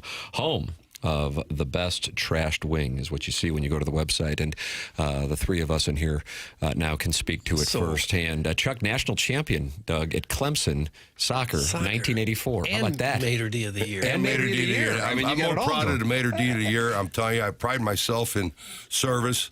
And, because when I was asked to come in to help lead this organization 5 years ago, I had no idea about the restaurant business. And the beautiful thing about it was, but I've been a professional on the other side as a customer, right? Mm-hmm. And then, but then applying regular business processes to it, we built a phenomenal organization of great people. And, and you can't have a great company or a great organization unless you have customers. And we got a great set of customers. The vibe is phenomenal. I think Tim feels that especially you come in on college Saturday, football Saturdays, it's off the chart. It's a bunch of educated fans, different team bases. And obviously we support Mizzou. We used to support Clemson. Been a tough year. It is a little rough. I lost that season in August. Yeah. I've been taking a beating ever since. You a big goal scorer with Clemson? Yeah, I scored a few goals. Yeah, that was my forte. I was scored some goals, and again in '84 we beat Indiana. How about that? Yeah, they were going for a three-peat, so I'm proud that they didn't. They weren't going to be hogs, and they gave us one. And but that was a funny. And it was in Seattle, Washington. The game was in Seattle, Washington, and between Indiana and Clemson, there were 14 St. Louisans. Is that right? On the roster in Washington State. Wow. And that was, and if you think about it, this university really hasn't won anything since '74. Facts are facts, right? And but you look at how many St. Louisans have won national championships from that point. Obviously a platitude of them from Indiana. Clemson. We picked up 2 in '84 and '87, and we got 2 more in 16 and then or 19 and 23. But it's just kind of interesting what your segment was earlier about all this youth select sports? And youth sports. And I have two observations. One is a maitre d'. Boy, and if you could see my eyes, they're rolling when I say I just love out-of-town teams coming in and bringing their kids in and running in the parking lot while the parents are getting jacked up. I'm not running Chuck E. Cheese's, all right? You want your kids to go play around, you get jacked up, go to Chuck E. Cheese. Sit down and behave. Yeah, right. I eat something. It's just like unbelievable. So, yeah, I really love those. And then the other are... you got people. You know what? We love, again, it kind of goes back to, we love parties. Holiday parties would be great. Holiday happy hours. Just give me a call. Just give us a call. Let us know. We'll have you accommodated. But I love on a Thursday, Friday, Saturday night, we're jammed at the rafters, you're around and people walk in. I go, how many do you need? They go, 12. And I go, okay, I'll get you right upstairs. I go, we didn't know you had it upstairs. I go, we don't. I go, FentonBarandGrill.com. Chuck, great to see you. Thank you so much for coming in and getting on board. Thank you Trash guys very much. Tuesdays at Fenton Bar and Grill. Take a break. More TMA coming up.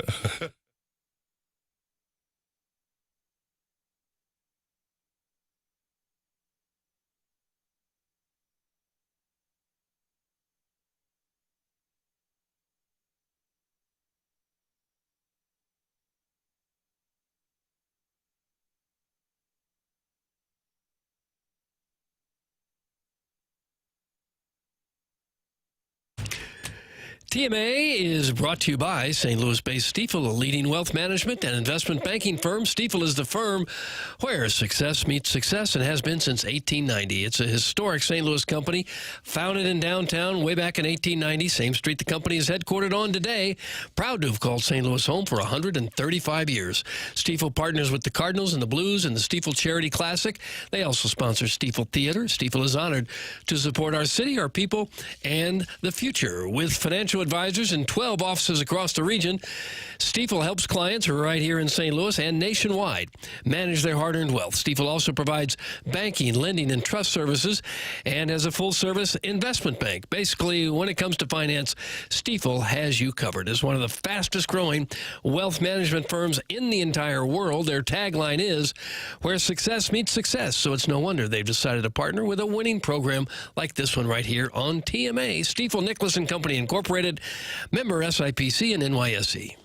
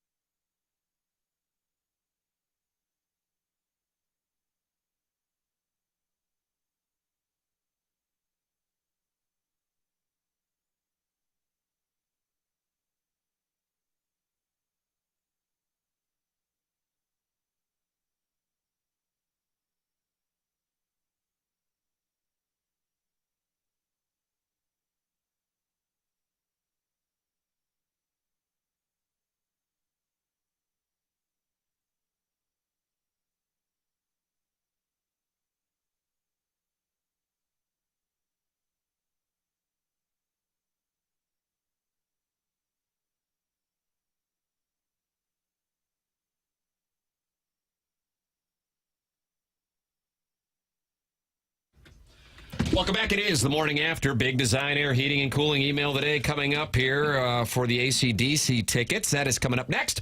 Man, have you or your family seen a change and you're not quite yourself anymore, struggling to focus, no energy for the people you love? Put it this way, if your bedroom could talk, would it have anything to brag about? Could be you're getting older, work stress, or the fact that we've all become our kids' personal unpaid Uber drivers. But it also could be your testosterone calling it quits and you never got the memo. Whether it's low energy, weight gain, or just that feeling something's off, mentality can help. So stop being tired of being tired. Get back to the guy you used to be.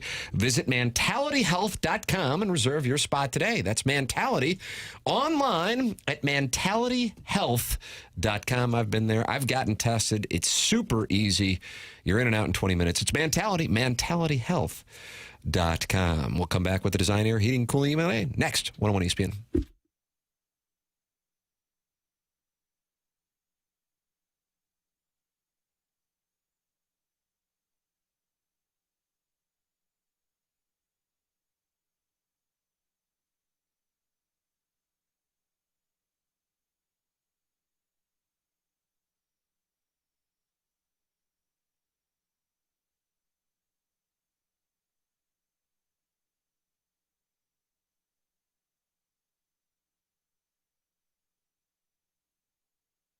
Michael's Flooring, family and locally owned for over 30 years and online at igotfloored.com with locations in St. Louis, throughout the area, in Creve Coeur, Darden Prairie, and in St. Peters. And if you would like to work with Michael's Flooring, they have a great offer right now. Just by going to igotfloored.com, you get 3 samples free from Proximity Mills. That's Michael's Flooring, family and locally owned for over 30 years and online at igotfloored.com with locations in Creve Coeur, Darden Prairie, and St. Peters. Come in, talk to them. You're going to see the difference.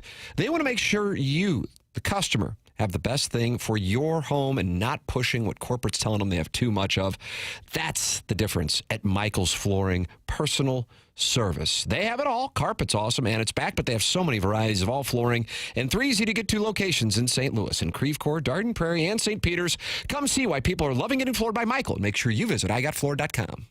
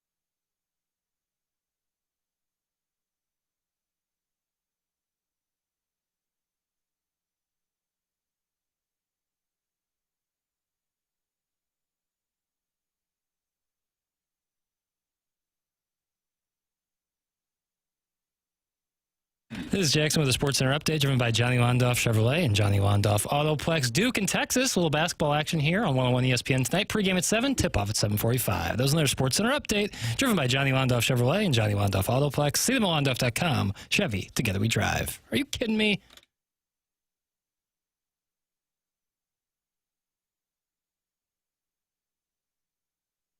It is the morning after 101 ESPN. Tim McKernan, Doug Vaughn, Jackson Burkett with you. Chair McCurt is on vacation, but the text inbox, Doug said he's in the YouTube chat. Oh, is he really? But I see the Legend of Columbia's in there. And when you see a Legend of Columbia, he just posts a bunch of emojis. Is that what they're doing? Iggy's in there. There's D'Angelo Hopkins. Okay. And Legend of Columbia and emojis. Maybe they've all got tax problems and they're poking around for Mark Milton. I guess so. Mark Milton is a local guy that can help you out of any kind of tax issue that you might have, tax liens, bank levies, wage garnishments, you name it. Mark Milton, great guy to know if you're having any kind of IRS issue at all. Maybe you run a small business, you've got some tax questions. Mark Milton, one of the best, not just in Missouri, but also in the country. He received a DOJ's Outstanding Trial Attorney Award while he was working for the Department of Justice. Great guy to know. You'll be saying, no, I'm not guilty. I'm with Milton. Remember, the choice of a lawyer is an important decision. Should not be based solely on advertisements. Ladies and gentlemen, it's time to give away the AC/DC tickets for an update on the Design Air Heating and Cooling today. The system, Hubbard Legal is approving and the contest, and that is why we are not having the standings today, Jackson. Is that correct? Cool. All right, there you go. All right, we're giving away AC/DC tickets, though, right here, and then hopefully that is approved here in the next couple of days, and we can go back to it for the fun and games. All right, here we go. Ken Iggy Strode leads us off. No fooling. He wants the AC/DC tickets, Jackson said. Doug, it's lengthy. Well, it shouldn't be lengthy. He knows better than that. Morning, familia. Well, the days of walking down the hall to sign up for concert tickets are over. So if I want to go see AC/DC, I have to join the ranks of the Drex, like Miller and Swope, and email in. Because let's be honest, I don't like paying for things. What have I been up to in my retirement, you ask? Well, pretty busy, as you might expect. Getting in my steps by walking downstairs for a coffee and a dart, checking YouTube to see if ASMR Taylor and Ting Ting have posted any new haircut or cleaning videos, and trying to keep my 45 Iggy uncut subscribers happy. I had an interview with Sally Struthers lined up, but she canceled last minute. She felt so bad that she sent me 3 bags of grain. Now I'm addicted to stool softeners. Sweet kiddo. What? When I was let go by Jock 98.7 in Springfield, I started calling the Jim Rome Show and became a legend. That won't be the case here. Sure, I could put the likes of Swope, Spicy Wiener, and Plops to shame, but I just don't have the time. Sure, I could continue and win the HVAC system, but I'm happy with my potbelly stove down here on Marconi. I'll take my AC/DC win and ride off into the sunset, unless you give away a golf cart one month. Sure, I'm 68 and 15 years younger than the band. And sure, instead of drinking a beer in between songs, Brian Johnson will be taking bites of oatmeal. And instead of changing guitars, Angus Young will be changing his diaper. But this is a bucket list concert, so I'll take time away from Dillian videos to email in.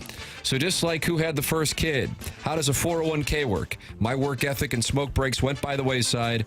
So does my email today career. Miss you, boys. And Martin, have fun in Scotland in 2028. Your ever-loving cuck, Iggy. Ever-loving cuck, Iggy. Addicted to stool softeners. Hey, boys, you know, you talk about the eye test, but it starts and stops with hunks over at Design Air, the home of the handsome repairman indeed, as a stable of hotties that will flush your system and leave you quivering. Everyone knows about Larry the Silver Fox, the lovely Brian, the dashing Steve, and the bold and daring Adam, and for good reason. But I think it's high time we shine some light on the lesser-known HVAC specialists over at Design Air. People like Johnny Lades and the benevolent Bill Magowski and Roger the Emporium Queen and Kevin. From a technical perspective, they're not nearly as good as the others. They're mainly just buff boys who will show up to your home, do some light stretching, and talk in depth about shapes.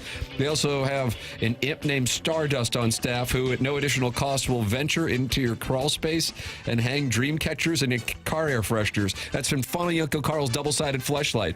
Funny Uncle Carl. Let's see what I got. Hey, guys, after Carlos Spicy Wiener's win yesterday, I thought I'd compare balance sheets for today's email. He graduated from the University High School. I graduated from the University High School. He won multiple TMA accolades and spirit prizes because of the great stamp famine of the 2010s. I've only won 2 contests on your show. A never delivered $5.90 The Man t-shirt for text of the day on the day that Joe Rod was banned from the premises by the cell phone kiosk guy. And a prizeless email of the day where I talked about my quarterly proctologist appointments and hemorrhoid bandings, which was subsequently brought up by family friend listeners. He's moving into a new home in Jefferson County, St. Charles County, or unincorporated St. Louis County, so he doesn't even need the fabulous Design Air Email of the Month prize.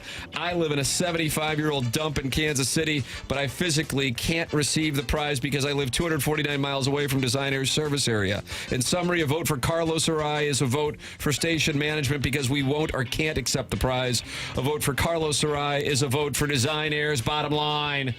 By the by, my hemorrhoids are still in great shape. Get in my DMs because there ain't no mo blood in my BMs. Oh, gosh. Doug, that's from the Kansas City Gray Sexual. Can't say that. Kansas City Gray Sexual. Here's Carlos Spicy Wiener. Well, I was going to be one and done, but then a volleyball dad had to get his spandex in a wad. Truly, it was a great show until that point, as an entire hour was spent on hoop rock with Mizzou's primary scoring and half-court offense hitting Pale's concerts hard. Hell, you even had TMA alumni flaunting a 64% hit rate for $4.99 a month with his boutique gambling operation of 8 subscribers on Patreon. Then we got into youth sports. It was a great topic brought up by a great American, Andy Crouppen, and I totally am not saying that because the man signs my wife's paychecks.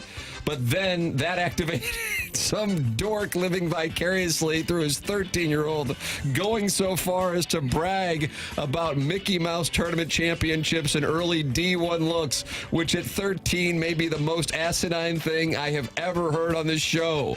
As someone who has coached middle and high school kids in a full contact sport that doesn't require knee pads, I think I may know a little bit about recruiting and physical development. But hey, you do you, man. Keep that wardrobe exclusively featuring the club volleyball team's logo, even as they laugh their way to the bank on bilking another 1,000 out of you.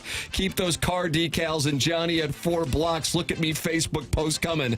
As mentioned, though, I am moving, so if you need some extra cash to cover expenses, you can get your shine box and make my shoes glisten before they get packed up. Oh, thank effing God we got to hear about a real championship thanks to Fenton Bar and Grill and their wingy wingies. That's from Los Wien. Okay. And finally, wow. Yesterday, Don Mattingly said it makes him think Tom Brady was in that body and managing the clock so that you can start email the day on time. Not only do you break down the World Series, the Blues, college football, Martin's drive out to Eureka for the sleigh dance at Six Flags, Doug's public service announcement about river birch trees, but you even found time to give Libby Jack some hashtag runway to get pre-triggered about a far-fetched hypothetical scenario where Mizzou has to travel to South Bend in the college football playoff. Libby is totes adorbs when he gets all fired up about Mizzou getting disrespected in his rage fantasies. I'm glad we finally got this email today, competition, all buttoned up with such a big prize at stake. What's that? We don't have a protocol for day one of the competition. No big deal because we're meeting about it, and we'll have a protocol for day 2. Well, not Tim, nor Doug, nor Martin, nor Sherman Kurt will be there, so it's really on Libby Jack to hash it all out with management. What's that? It's day 2, and we still don't have a protocol, and the whole contest is on hold until upper management weighs in. Perfect. Oh, well, we will rally around those Frank Cusimano drops, and we will produce average radio. It matters. It matters. That's from Buck Swope, and that's what we got for the Design Air Heating Coil. I'm going to go Carlos Spicy Wiener again. I liked Uncle Carl. If it's between those two, then I am going Carlos Spicy Wiener for the Design Air Heating and Cooling email of the day win. Congratulations, Carlos. We got to go. Bye.